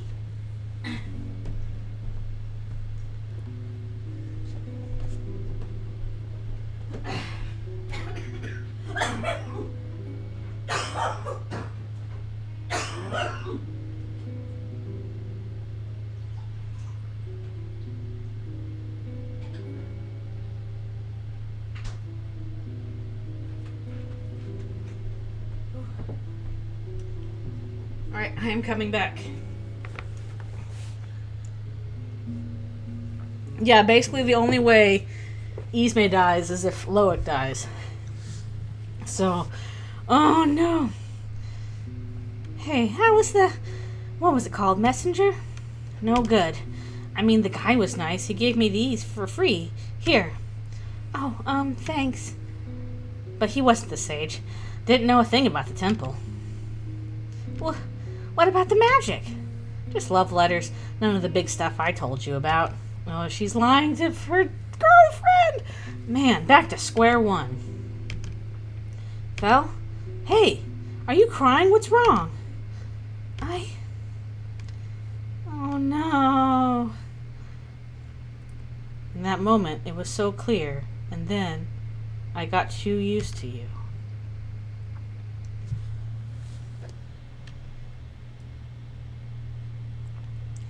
Fel, the one girl. My SV is gone. Not that it was mine anymore, anyway. The mosaic rises high beyond the cliffs. Wherever I am, it's not that far from home. Alright, we left Fel with the stuff. But nothing's waiting for me there. Not the shield, who would arrest me. Not my family, who would kill me. Not you. I don't want to think of what I'd do if the builder smiled at me now. Wind fills the canyon. Real wind. The kind that lives and breathes. But it doesn't pass through. It lingers, moving around me. I shut my eyes without thinking and feel wrapped up in it. But if the wind could have saved me, it would have then. Why now? So I open my eyes and reach for my bag. After digging around inside for a few seconds, I pull out what I'm looking for. My standard issue construct printer, a chunky device just barely small enough to fit in my hands. I've only used this thing once or twice. Thank God that I bothered to charge it before I left my station. It has 3 designs stored: emergency weapon, uniform, and vehicle. I set it to the last and confirm.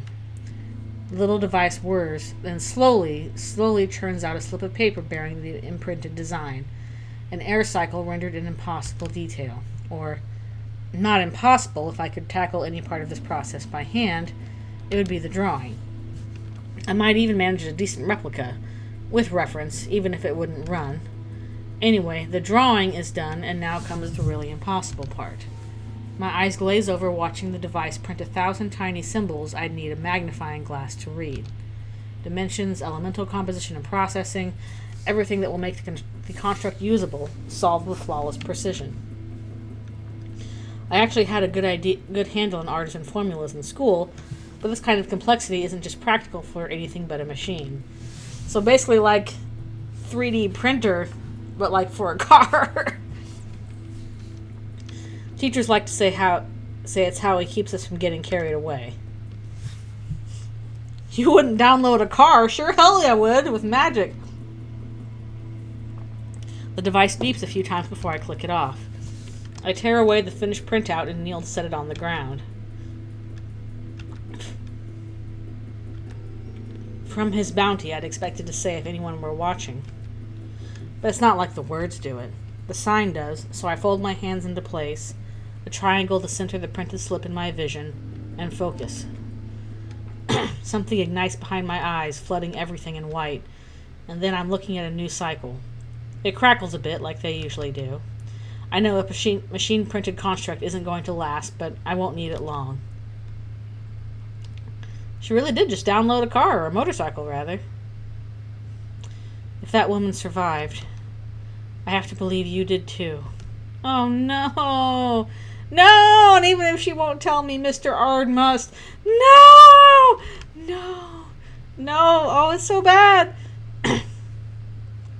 If he saved your life once, why can't he do it again? No! Isme! Oh, no! Let's save our progress. All right, we'll do it in this empty slot here. Okay. Oh. Load. This one. There we go on. Did I do it? Return?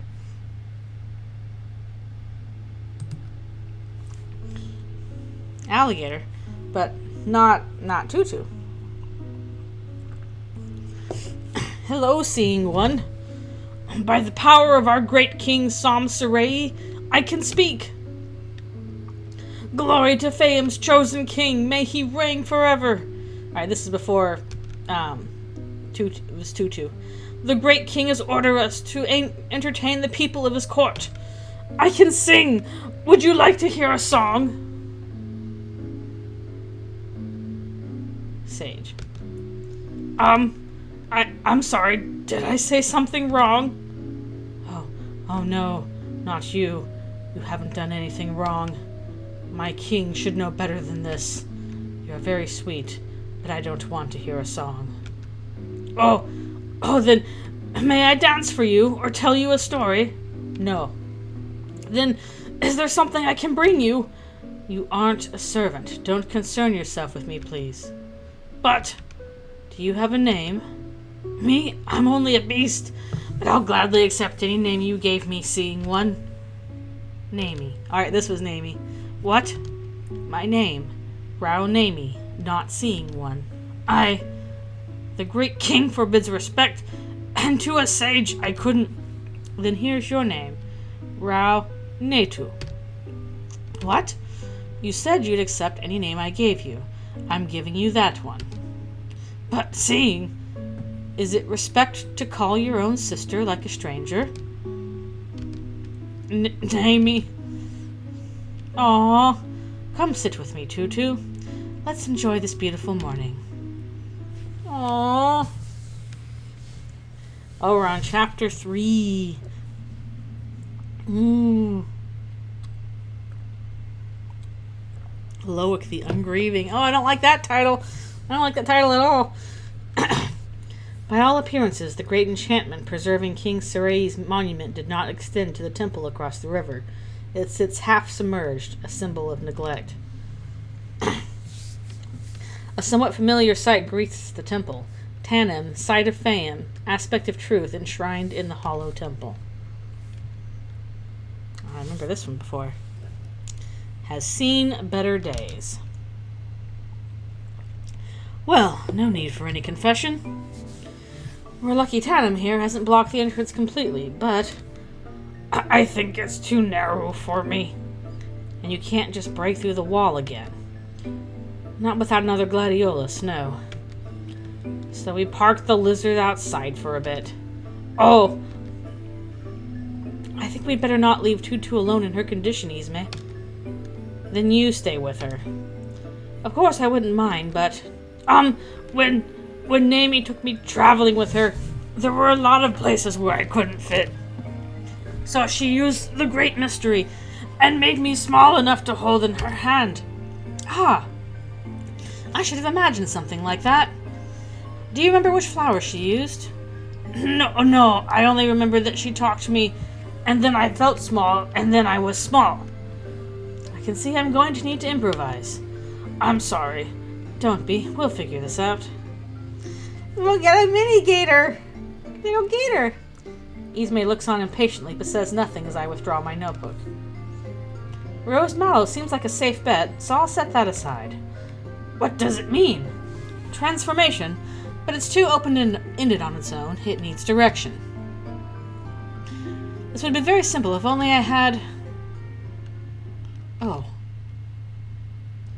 That photograph. Oh no, it's Nino! Okay, so she apparently can't alter photographs. Yes, I certainly saw it in Felicia Ferret's survey vehicle, but... Why on earth did I take this? Stay on task. Right. I suppose it doesn't matter. She does have power over Loic's mind. No! You should have realized, Loic. I return the photo to its place. No more sense in throwing it out than keeping it. As I continue paging through, a sprig of mint draws my eye. I'd all but forgotten this one, filed among the more obscure meanings here, a comfort akin to lavender's yet more tactile, a cradling in place. I almost pass over it before recalling Kesserat, who likened it to the vast embrace of Fayum, fledgling awareness in the arms of its mother. The memory comes unbidden, my own newborn, shielded from the cold and unfamiliar world, impossibly tiny in my arms. Loic? Oh, I'm fine, Tutu. This might do it, but I'll need you to work with me a bit. Close your eyes, please. Okay. You as well, Yzma, if you don't mind. What? Bear with me. The weight of expectation tends to hinder this one. It'll be easier with no audience. Whatever. She turns away without further complaint. It strikes me that our earlier conversation with the voice has somewhat dampened her usual energy. Thank you. Tutu, Naomi held you, you said. Would you think of that for a moment? Even if the memory is faint, just try to imagine it. Picture yourself in her arms, warmed by her embrace, safe and secure. Let the world fall away. Forget my voice and hear her speak. Feel her words move in the earth, as in her chest. Form is temporary. It is transitory. To this feeling, it is secondary. Know this and be unbound. Oh! It's like me and Alfie's. Wow! Wonderful. Better than I'd hoped. You're amazing, Loic. But the baby! It's me with Alfie's. Look at her. If anything else bad happens to Tutu, I will kill everyone in this game and then myself, starting with Yzma, because it'll probably be her fault. Stop being mean to the baby gator! Oh, it's so cute. Oh no, this is as much your accomplishment as mine. If your focus had wavered at all, it would have failed. Rose Mallow is difficult that way. You really can do anything with the mystery. Only in theory. I can only do what I found in meditation. I wonder if you could possibly use it to help someone remember something? Uh-oh. Like me! Because, I've forgotten so much about before Naomi put me to sleep. Honestly, the thoughts cross my mind. Wish I could help you, Tutu, but I already know I lack the resources. Lilac spark remembrance. Not among the flowers I brought from home. I'm sorry. No, that's fine. You're done, right? Yes. Thank you for waiting, Yzma. Shall we go? Tutu's trying to help Loic because Tutu knows that Yzma messed with her is mine. The Temple of Fayum.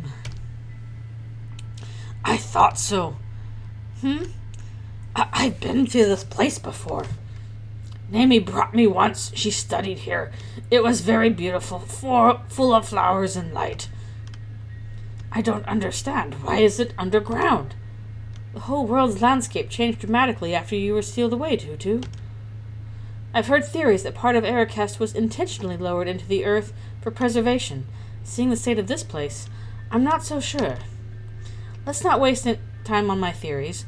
We came with specific instructions to hear the wisdom of Fayum. How do we do that?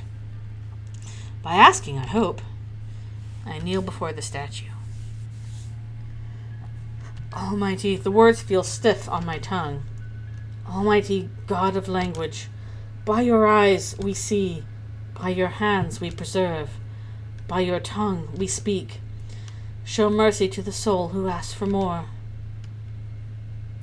The temple shakes, not with the violence of the earthquake, but as if the stone has come alive. I lift my head to see that it has. Ooh, we're reaching Feym, god of language. My faithful child. Showered in divine light, the temple is revitalized, and long-dead hydrangeas sprout up from the dust. Ooh, that's a pretty picture. And very cool. Feym the divine, can it really be? You have kept our ways. Seeing one, be now seen. I receive you as a child of Accent. Thank you. But my speech is poor, and I bring a guest. May I? Ugh, what sorrow. Must I sully my tongue? Oh, feel free to leave me out of this. Does the giver of all language truly prefer one over the other? The language of Palis was forced on you, my son. On all of us, but was it not also born of your gift? My gift is sacred. A threatening edge creeps into the god's voice. Uh-oh, don't mess up that one. After such a prayer, you blaspheme. No, only my prayer seems to have gone unanswered. Ooh, scary. Silence! Hello? Are you about to fail me this trial or what? Isme, I don't believe this is Feym. What? You dare! And if I'm mistaken, I accept your judgment. But have mercy on me, god of Accent. I can hardly be called your son. Traitor, then. Decked with bluebells for Palestine's puppet. Isme parses only that name. She narrows her gaze, drawing a bitter smile from Feym. These gods are made a little too accessible. Yes, pretty little doll, I mean you. You don't know a thing about me. I know that your reign will be no nobler than his, and your mosaic no less foul. But my sovereignty should have been the last. Shall we take that as a confession? That I am not Feym? Oh, but I am. Look far and wide. Who else bears the name? Our giver of language quit this world like the other divinities. Must unclaimed worship go to waste? So no, this is not Feym. This is a different sovereign from the past claiming the title. These like people are on like these quests for godhood, and they go in interesting directions. Then you've stolen Feym's identity. I have inherited my birthright. As queen, I secured the prosperity of my people. Son Feym, Queen of Accent. As sovereign, I protected the great mystery you so casually flaunt. And you will admonish me, traitor, or you, little doll, will you presume to lecture me on honesty? Would that make you get to the point? Ah, yes. What do you care for any of this? You feel nothing. Not even for the one you deserted. He who bears the yoke you could not. Stop. Her voice is startled cold. The sovereign Feym shrieks with laughter. Ooh, freaky. What world will you rule, O light and hunger, without even the courage to look at him? And you, my lost child, will you outrun your own shadow in pursuit of the sun? The sovereignty's guardian sent you to me in search of wisdom. Now receive it. Here is enlightenment, exalted in witness. Let truth not hide. Be entwined in mind and memory, in body and soul. Be unveiled. What does that mean? And they're gone. Beautiful artwork, though. Holy Feym, what about me? I'm just a little gator. Ah, one of his mistakes. You mean? Saray, my fool of a son. I confess I could almost see what drove him to this particular foolishness. You are very charming. Thank you. This trial is not yours, little one. Still, I reward those who honor my name. I will reveal whatever you seek. Oh, thank you so much. I'm searching for my friend Rao Nami. Can you tell me where to find her? Ah, watcher wreathed in misty light. Did you not sing Kesserat's verses? That one was your friend's namesake, the moon. Oh, wow, I didn't know. I'm sorry, Holy Fam, but why did you tell me that? Because you know so very little about your friend, round Amy. I know that she protected me, and she promised to return for me no matter what. So she did. And whence would she return? Why did she leave you at all? Ooh. I don't know. Then listen. In the years of my earthly reign, a certain man began his ascent to power in Palais. I'm getting more and more backstory. When I feel first is warmth, in the fireplace, in the music, in the sweet smell from the kitchen, in the mild chaos of a half-dozen conversations, none to do with me. I love this warmth. I've craved it for so long. Reach for the veil in silence and solitude.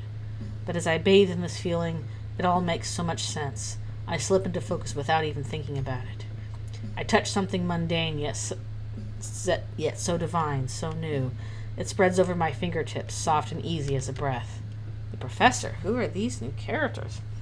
Still with us over there? Oh, look at this guy. Ah, here's the professor. My mind's somewhere higher, still falling, and everything about him is beautiful. Is this what happened to Loic and Yzma? Every hair on my head is exactly in place. Every freckle, every wrinkle, every cell. Time collapses into this single perfect moment, forever and ever. Loic, are you all right? Wait. Professor, pardon me. I'm fine. Oh my god, wait. Oh, interesting. We're getting both of them. The narrator. This is his memory. Yeah, they've gotten entwined. Maybe time to turn in early, huh? I promise the beds here are much more comfortable than the chairs. I wasn't sleeping. He sees the carnation folded lightly in my hands. Oh, my god, I've disturbed your meditation. No, that's all right. It wasn't important. Just a stray thought. Must have been something if you could focus in this noise. The noise was integral, I think. It set my heart at ease. I like this place, Professor Mullen. Ha ha ha! Music to my ears. Your first night of freedom, and what a blessing to spend it at the lamplight. Also, when it came to the lamplight, interesting. Marcel Mullen, living legend, sits in the empty chair at my table. He's really not much taller than me, but I always feel half my size next to him, the kind of guy whose sheer presence eats up a room. On that note, good news. You and Benny will have your own beds tonight. Less good for me and the rest, but we'll make it work. You're leading this expedition, Professor. You shouldn't be sleeping on the floor. Ha! I've slept like a baby on far worse. This guy's giving me Asgore vibes. His tone goes soft as he looks over the dining room. Ah, I wish you could have seen this place when it opened. To tell you the truth, there was a hole in the ground, and still a godsend. Good thing you added that, or you'd be sleeping like a baby on the porch. Aw, younger Alma. And there's his laugh again. Too loud in my ear, but I can't hate it. Nothing but love in my heart, Alma. This is my favorite place on earth. You've done your father proud. Alma makes a show of rolling her eyes and stands a little taller. What a charmer. And this would be Loic, I'm guessing. It's a pleasure, Miss Brield. I've heard so much from Alban. Here we go. What's that girl been telling you? That you're a fantastic cook. Well deserved, I think. Ha! Oh, listen to you. How's such a little gentleman to end up in this crew? Maybe you'll teach Marcel how to act. A rebel like me? This time she really rolls her eyes. Then Mullen's natural outdoor voice drops to a hush. Alma, Mr. Ard here is our guest of honor. He's the reason we're back at this. His guidance saw us further into Aircast than ever. His guidance? I thought he was a student. Of agriculture, yes, but you'll find no better teacher of the sage's mystery anywhere. A dim place under a canopy of flowers, a cold, pretty voice. Again. You're very kind, but I'm a student of both. Well, now I have a dozen questions. Alma, and 24 jobs. Oh, don't let me keep you. Wouldn't dream of it. Alma, hey. I heard you the first time. Goddamn, let a woman have a conversation. She stomps off while the professor shakes his head, chuckling. Some things never change. You seem like good friends. Luckily for me. Between us, Alma's the real pioneer. Her family loved this land back to life while I was still stripping it for gold. And he sighs. Loic, I know I've done it to death, but let me repeat myself. Thank you for joining me. I should be. No, you should absolutely not be thanking me. I earned every bit of the rough start we had. And despite everything you gave me your trust, I want you to know it wasn't misplaced. The Builder's reign is ending, if not in my lifetime, then in yours. Or maybe tomorrow, if this goes very well. I don't know about that. With you and Benny by my side, who can say? He quickly scans the room. At least I hope Benny's still with us. How long ago did she run off? Half an hour or so. Half an hour? Don't tell me she's wandered. Alma was just saying about a monster attack. Professor. Ah, listen to me. Like she's still a kid. Benny knows this town better than I do now. Why don't I run and get her? No. Mullen offers to spare me the trouble as always, but I'm already up. I'm overheated now. I could use a walk in the snow. I tell him, and he finally lets me go. I make my way through the dining room, fish out my coat from the crowded rack, and step into the night. All these flashbacks. The lamplight has no windows facing out here. The way Mullen put it, the whole town was built to turn its back on the mosaic. On a moonless night like this, that eyesore is the only light to see by. A girl stands ankle-deep in the snow, staring up at it. There you are. Albin. Cold. Benny. Oh my God, it's cold! She runs at me and wriggles under my arm, full body shivering. Read me the Policia, please, please, please. With her whole face buried in my chest, she misses the look I gave her, but not the sigh. Be nice to me, if I must. Well, a fire flower, a gold Policia. I didn't always make a habit of keeping these. The reds were no problem, but the golds I couldn't read worth a damn. I could never see a fire as comfort. Maybe I didn't want to. Now it comes as easy as imagining the room I just left. Come in from the cold, my love. Oh, is this his wife? Benny unwinds in my arm. She sings out a sigh, eyes fluttering, lips curled in bliss. I lap up the view like an animal. What would I do without you? Wear a coat, probably. She play punches my chest. Ha ha! Oh. Do you ever think about the first time you used your magic for me? You mean the day we met? Not for Marcel, for me. Oh, yes, of course.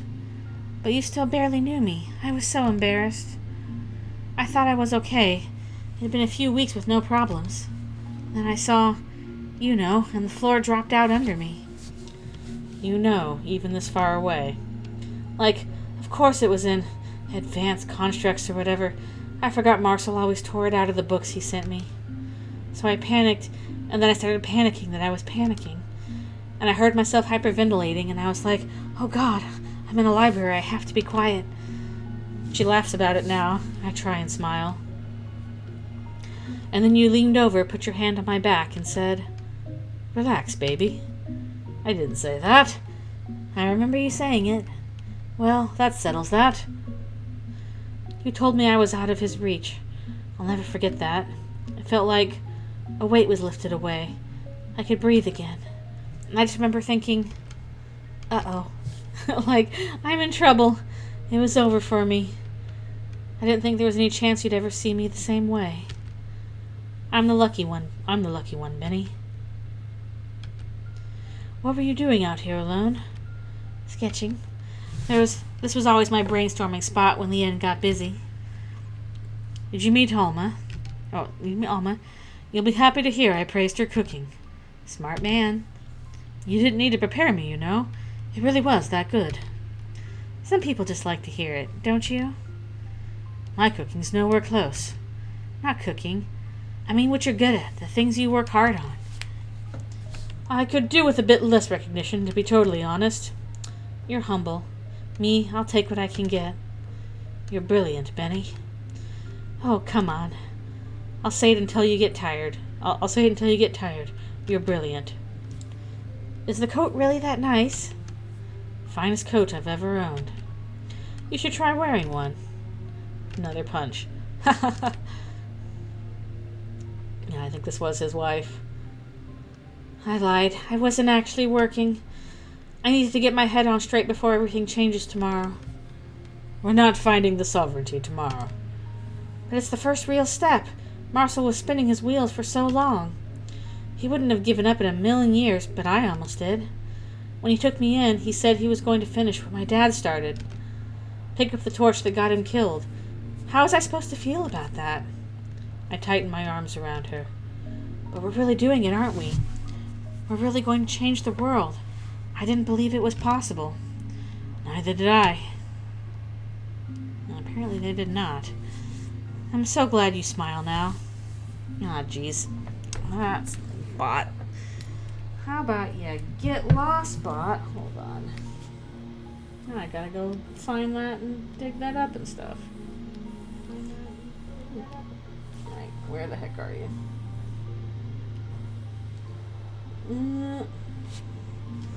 Get lost, bot. Get lost,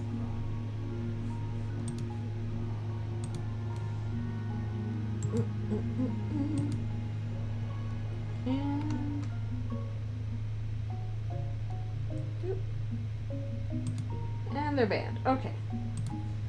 There we go. Sorry about that.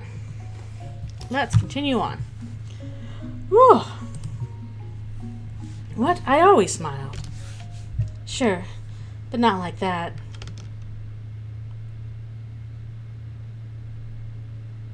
Oh, good. Marcel Mullen takes big awkward steps across the snow. Shall I let Alma know you were spending the night out here? Happy to take one of the extra beds. Oh, stop. Oops, I missed that one. My God, and she's not even wearing a coat. In this. Do I look cold? You did a minute ago. Punch. Oh, brother. For once, the professor doesn't laugh with us. He sees the barely shining Policia and sighs. You're too good, Loic, but please save your energy. And don't you go catching cold. It's not like you need me in the ruins. Needs besides the point, Benny Bear. I want you to not have a cold. Double that if you'll be expecting poor Loic at your bedside all week. Please don't worry about me, Professor. Really, I couldn't be happier. Well, that's what matters, isn't it? But come on, let's pack it in. We've got a long day tomorrow. Fine. Lead the way. I kind of wonder what Yzma thinks of this. Yep, yeah. It says I said that. Loic's asking, so, you having fun watching this? What do you make of all this, Yzma? Oh, you're here. I've been here, helpless as you recounted my memory. I think I'm starting to grasp the nature of this trial. But what do you think? What's to think?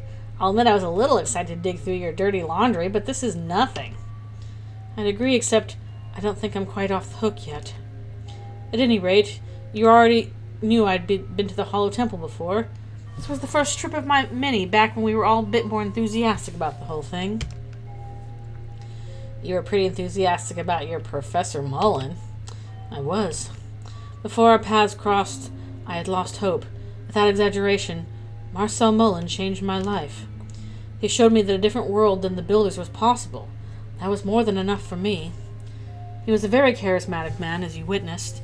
Generous, considerate, optimistic almost to a fault. I admired him with all my heart. But the closer he came to the sovereignty, the more he changed. At last, on the brink of discovery, I realized I no longer trusted him. And still, he was my first love. Albine was my second. Oh, he's bisexual. I didn't know that. We have new confirmations. Bisexual icon Loic. And that'd be Benny, the dead wife. Not dead Isme, and no longer my wife. Oh, shit. We were too young. We hardly knew ourselves. Well, no point in explaining if this trial continues how I expect. Why don't we see some of Isme's backstory and figure out what the hell her deal is? Because we need to figure out what the hell her deal is. Terrible envy ruled Pelusian's heart, whispering aspirations of glory, of godhood.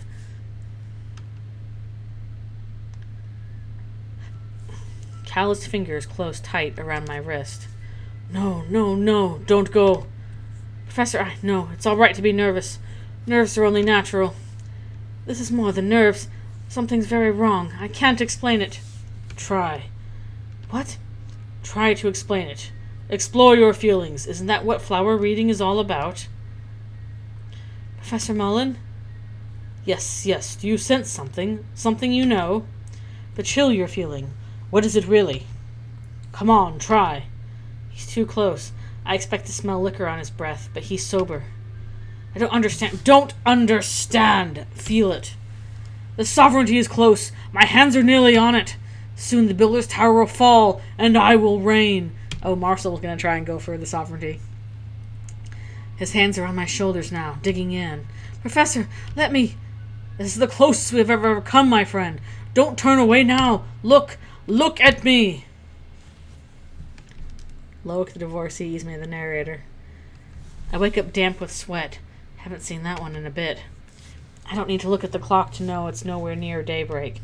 I glance at Benny's back to make sure I haven't woken her. Hard to tell these days. As I'm lying there waiting for my heart rate to fall back to normal, I hear something, a tiny sniffle that carries down the hall. Sounds like I'm not the only one having nightmares tonight. I'm out of bed in a second. Albin rustles under the covers. Oh well. Leah's crying. I'll go. She pulls the covers over her face. How old is their daughter right now? Once upon a time, a kid named Marcel Mullen found a temple that had nothing but an altar, so everyone called it Hollow. Years later, he went back to prove the name wrong. With my help, he came an inch away from godhood. Then he was nice enough to show me what a big mistake I was making, so I ran. The whole world was watching when Marcel Mullen's greatest find turned out to be the latest in a series of nothings. That was the end for him, and for all of us. Albin tried to stay in the game. She joined a few expedition efforts that all fizzled out. No more interest from collectors meant no more funding. Next, she tried to apparel design, her other passion. It didn't take her long to remember why she had given up on it in the first place. So, here we are, bright and early tomorrow. She'll be teaching artisanry to bored high schoolers. I'll be selling 24 roses if it's a good day. This is after their expeditions. The treasure rush is over. When I make it down the hall, Leah's sitting on the edge of her bed. Her eyes are enormous. Dad! Honey, what's the matter? Did you have a bad dream? Yeah. She sounds like the smallest thing in the world. As small as baby Tutu? I kneel down and let her stumble into a hug. Oh, sadness. It's okay. Everything's all right. I'm here. We go on like this for a minute, me still as stone, whispering as she squeaks into my chest. Once she finally starts to tire herself out, I test the waters. Let's go back to bed, okay?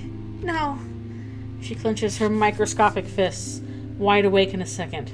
I know where this is going. I started putting jasmine in the vase by her bed once these nightmares started. I'd never spent much time with it before having a kid. Wish it worked so well on me, but my meditation hasn't gone that far. At least my 4-year-old's bad dreams are less stubborn than mine. I touched the little white flowers without touching, smoothing them into a shape I remember. Leah, the bad dream's gone. It won't bother you again. Now, let's have a better dream. Let's have an adventure, anywhere in the whole world. Where will we go? Ice cream. A laugh knocks the magic out of my voice. Okay, Leah, let's go for ice cream. We'll walk to the place on the corner. You know the one. The day will be bright and beautiful, and the neighbors will smile and wave as we pass. Can Mimi come? Of course. We'll take her on our walk and stop to let everyone pet her along the way. Oh, I've got it again. It's always easy like this, a conversation. We'll sit in the park with our ice cream, laughing in the sunny grass, watching her run and play. She's quiet now, seeing it so clearly, leaning her little head on my shoulder. Careful as I can, I hoist her back into bed, then lay a kiss on her forehead.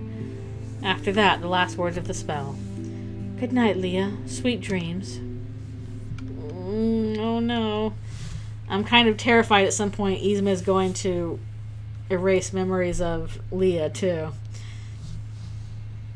Theorizing. When I pick myself up and turn to go, my wife is standing in the doorway. There's a look in her eyes I recognize. I don't like it. Benny? Everything's okay? Of course. Just another nightmare. Okay. We go back to bed. I know exactly what she's going to say once she settles down. Did you have to use magic on her? Benny, let's not do this, please. I'm just saying, was it necessary? She would have tired herself out. In an hour or two, maybe. I say it with a smile, like charm is going to save me. Yeah, it does sound like Loic originally did oppose the builder. Like they were he was all in on let's get a new god going and reshape the world again. Isn't that fine though? Isn't that how it's supposed to be? And there goes that. It's such a big part of our lives. It feels I'll break a plate and you'll fix it with a flower, but maybe we should just throw out the plate sometimes. Like we've been doing for the past year, I don't say. Is it upsetting you that much? I'm not upset. I really don't think it's healthy for you. So here's a thought. It's a sunny, lazy afternoon, and my newlywed wife walks past me to the living room. There's a coy little smile on her lips and a bundle of pink wrapped up in her hair. She's wearing one again. She's been obsessed ever since she first asked me to read it to her. Aren't you curious?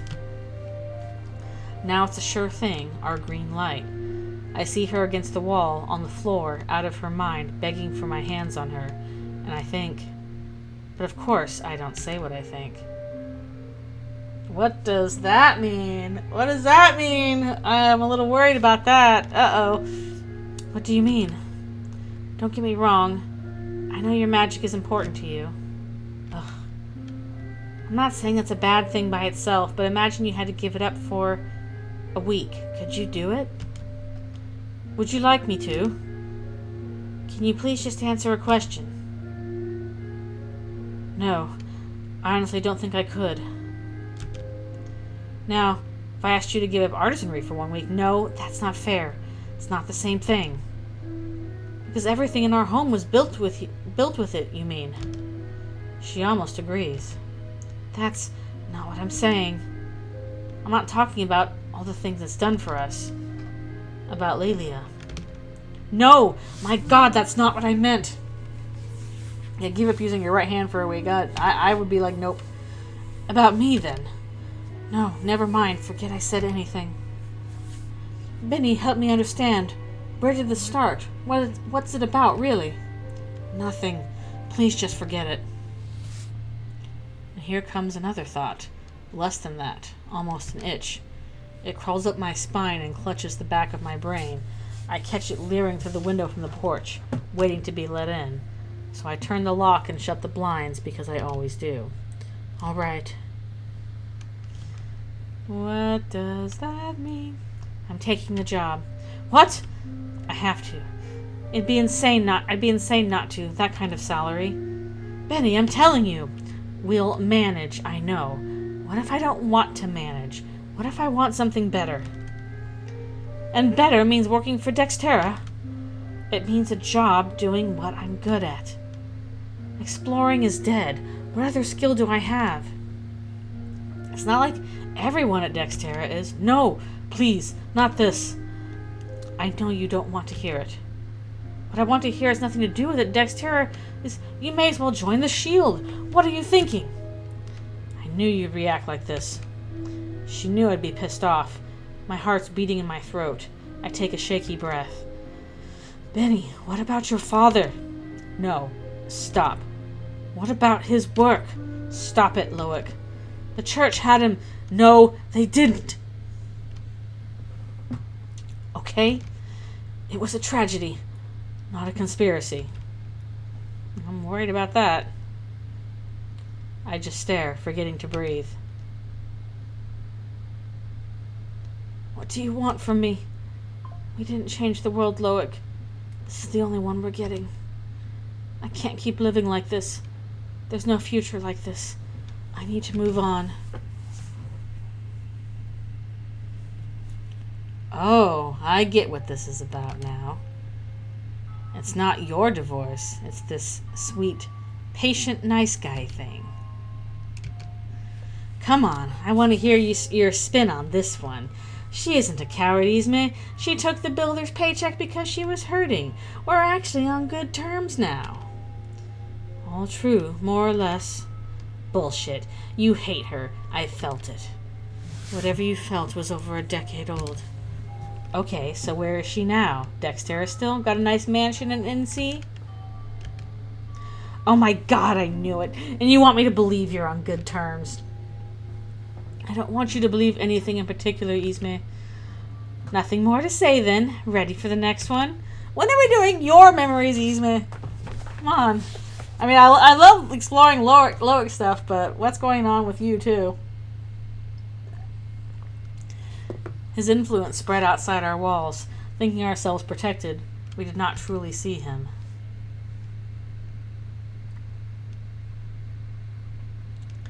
The seasons always change on schedule. Yesterday was autumn, and now it's winter. Look, single parent Yzma, the narrator. I woke up before dawn to freezing rain, hammering the roof. I read a few Policias to thaw the house and got to work, putting the bullshit weather as far out of my mind as I could. I thought about perfectly fluffy pancakes layered with fruit and spices, special occasions breakfast. I thought of my kids' eyes lighting up and whether or not it actually stopped. I didn't hear the rain anymore. It's him and Leah. Leah, I repeat, breakfast is ready. If I need to call you again, I'm eating yours. No, you're not. Don't underestimate me. I'm very hungry. No, you're not. Woof. Mimi runs over to beg for pets as soon as Leah appears in the stairwell. Puppy! Good morning, sweetheart. Hey, don't eat my breakfast. Too late. All crumbs. I nod toward the table. Never fails. My kid has outgrown a lot these past years, but not this. Wait, what's the occasion? Occasion? Is the reward of my only daughter's radiant smile enough? No? Alright, I was bored. Dad, you never make dessert breakfast unless something really good or really bad happens. Oh, my heart. When did you become so cynical? Career day. This gets a real laugh out of me. She sits, looking smug. Well, you're not exactly wrong. Leah, I'm running deliveries tomorrow. This will be our last proper breakfast until you're back. She deflates. When we first split up, Albin had visitation every month. Her hectic schedule dropped that to every other month, then 3, then 2 times a year. Now it's just once, every holiday season. It's Unity! Of course I have to see my baby girl. And I have to go. For now, honey, I'm sorry. She takes a bite of pancake I know she can't taste.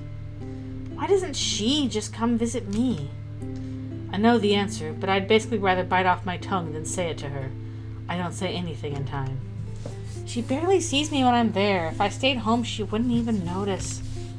You know that isn't true. Okay, I guess she'd be heartbroken if I didn't try on her new ugliest dress. Leah, please. She takes another grumpier bite. Your mother loves you. She may struggle to express it, but she does. You help people who struggle to express things all the time.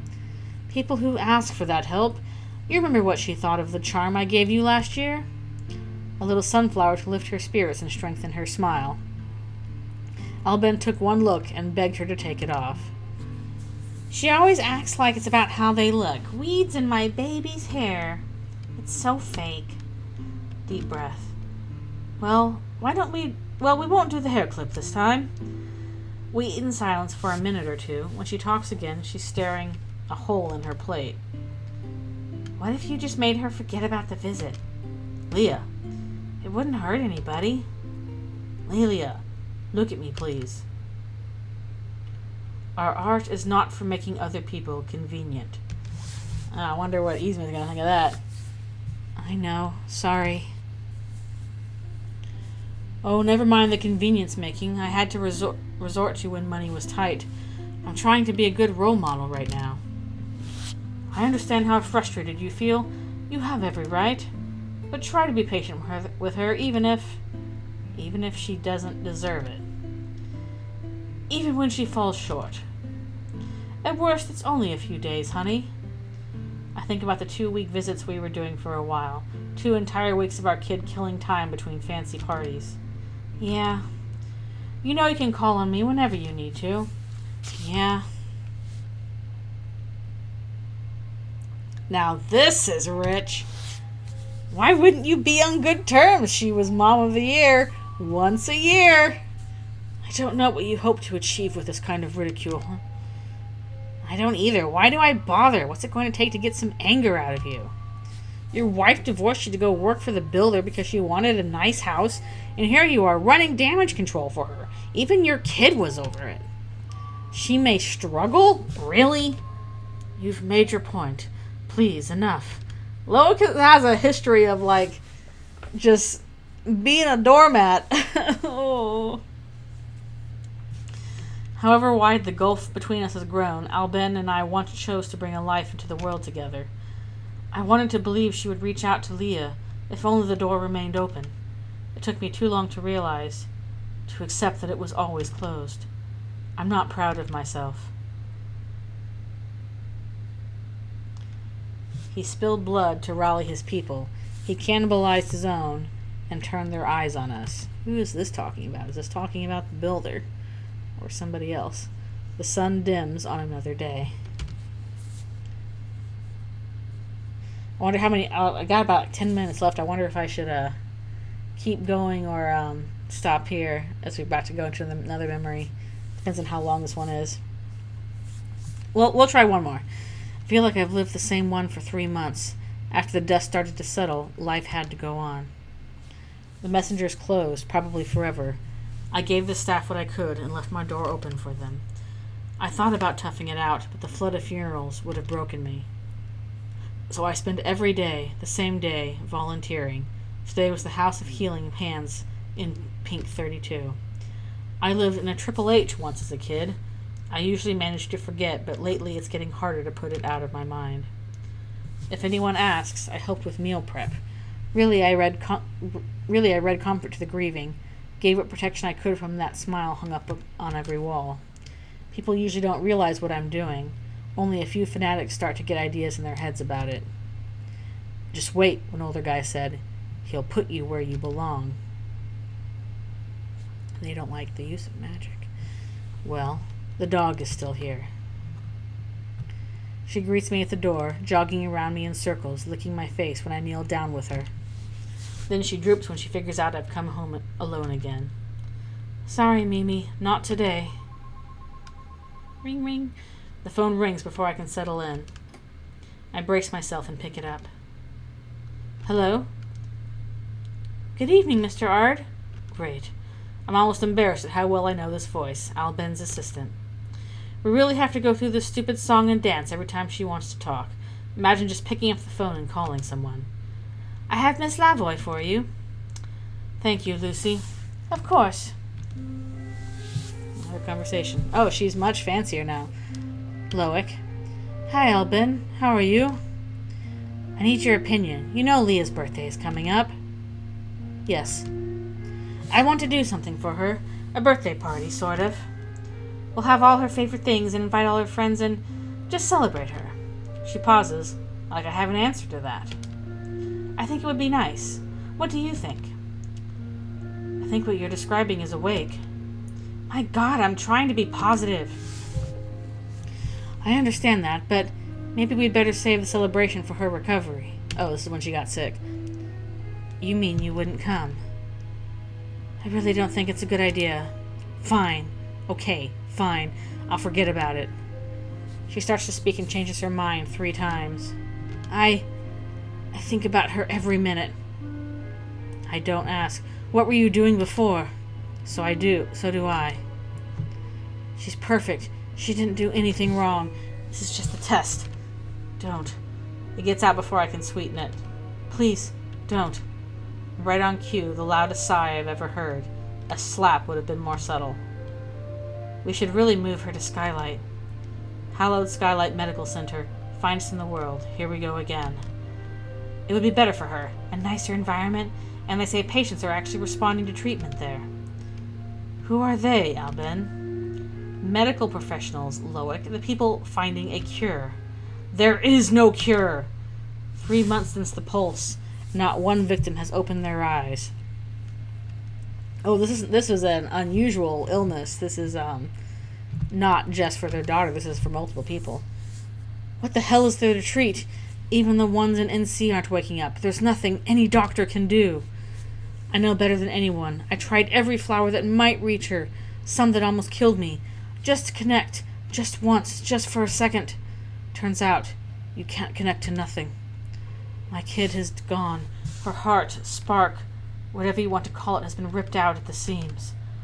All that's left is a shred of her soul, enough to keep the body breathing for however long it lasts. The young ones have had better luck so far. Maybe she'll hang in there. Maybe she won't. Of course it's a test. Why wouldn't it be? How the hell else would they explain 1 in 20? How else could they explain pastors getting knocked off together with all the pagans? Some sort of divine intervention? It does seem like it. And I've seen those miracles cases they've started trotting out. Believers visited by the merciful builder in their comas, called to get on TV and tell the rest of us to repent. This does seem like something the builder did to people. They don't even bother to sound convincing. But why should they spare me from having to hear their good news regurgitated every fucking day? Loic. The receiver shakes in my hand. Sorry, I heard you. Please think about this. I want our baby to have the best. Everything she needs. I don't say except a second parent. So yeah, that indeed might be why Loic is supporting Ismay. Just anything to be like, I can't rely on the god of the world we have now. I'm fine. We'll take our chances with a new one. I know you do. I'm sorry. That's the door. I have to go. Another sigh. I swear to God. Albin, I have company. Okay, but I mean it. Think about this, would you? I will. Take care. And we hang up.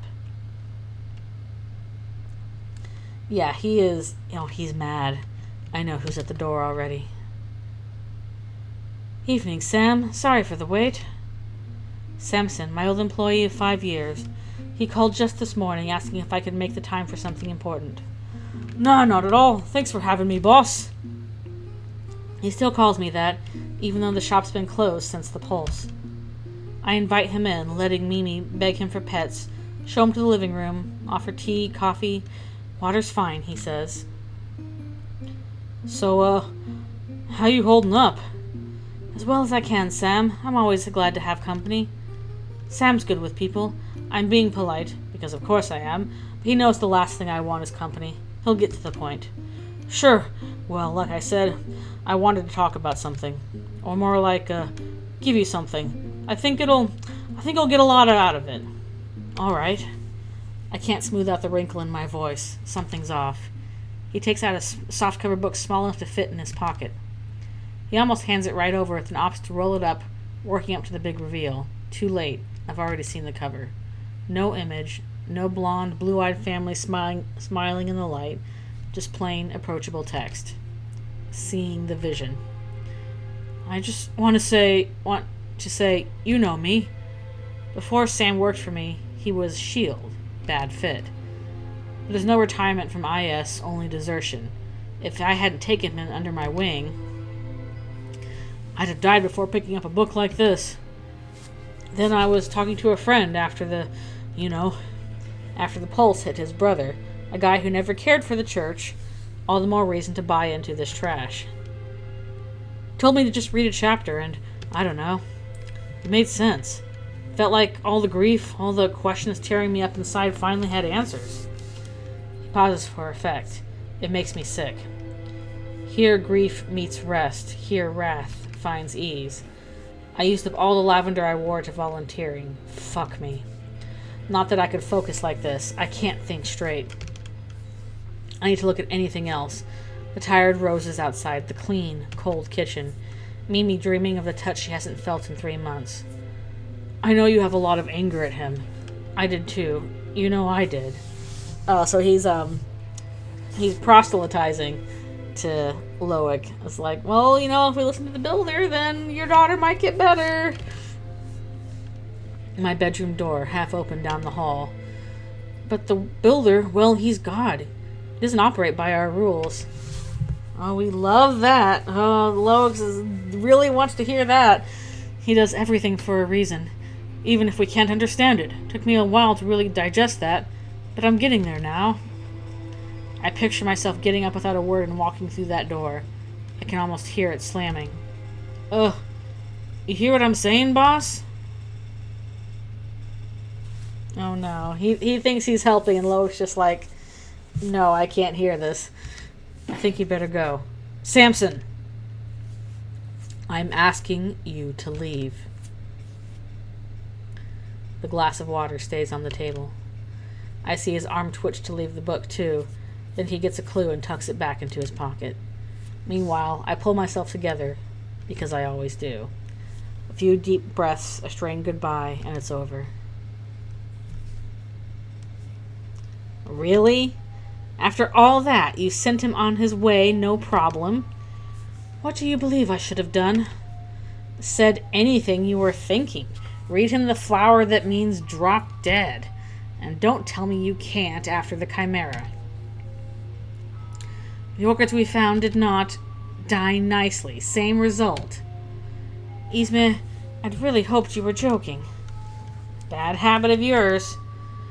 Are you honestly suggesting that I should have condemned my friend to death for the crime of upsetting me?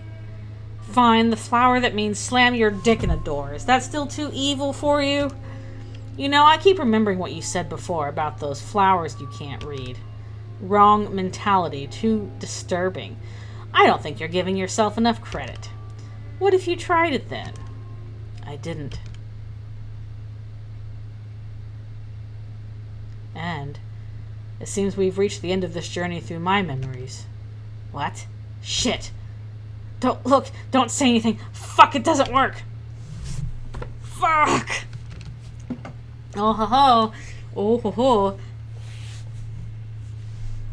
People place their faith in him. He promised them power, the luxury of creation made simple. How the turntables have turned. Alright, I think this is where we're going to have to stop before we go into Isme's memory. Because this seems like a good place to stop. We'll do it in this empty slot. Actually, how many slots do I have? Do I only have 6 slots? Oh wait, no. I have lots of slots. I have slots for days. Okay. We're going to put that there. As the music is picking up. Yeah, so next week we'll get into what Isme is up to. Maybe get some more insight into her, because what is her deal? I think this is actually the last chapter we have available, so we're probably going to finish next week, maybe a little bit early. Depends on how much more we've got to do. Probably something horrible. I'm sure horrible things have happened and been caused by Isme. I'm sure there's been both. But yeah, again, apologies for my voice being bleh, as I'm dealing with the cough from post-illness. But I still wanted to do more of this. This has been, of course, still very interesting. Of course, great art. And Tutu, we've been introduced to the best character. Tutu, again, if anything happens to Tutu, I will kill everyone in this room, and then myself, but mostly Isme, because it'll be her fault. I'm quite certain. But, I'm enjoying finding out how everybody's everybody's life is more complicated than we thought. And also, the gods are not very nice people in this universe. I should do some Tutu art sometime. I should. I'll have to go and draw some Tutu when I get a minute, because I still got lots of Eldritch Rune to do. But speaking of, Sunday should be doing more Eldritch Rune art for Sunday morning. We'll probably be working on the ending a bit. I've got plenty to do on that, and so we'll do that. When are the gods nice people? Yeah. Huh. I'm just like, okay, there's got to be some. I guess it depends on your own faith and stuff like that. Like, I guess your monotheism versus your polytheism and all the wide range. Either way, they always seem to be pretty disconnected from what's going on with humans. Maybe that's part of the problem. But it still makes for very fun storytelling. Again, I'm interested to see where stuff goes in the future. It really does say a lot of things about human nature, ironically enough, even with all the talk of gods. But yeah, I should probably go rest my voice so you don't have to hear my little scratchies anymore. We will do more of this next week and probably finish it next week. This has been fun, and hopefully I will see you guys on Sunday for more Eldritch Rune art and all that goodness. In the meanwhile, thank you guys so much for coming to the stream. I've had a great time, and I hope you guys have a wonderful weekend. And yeah, I will see you all next time. Alrighty, and good night.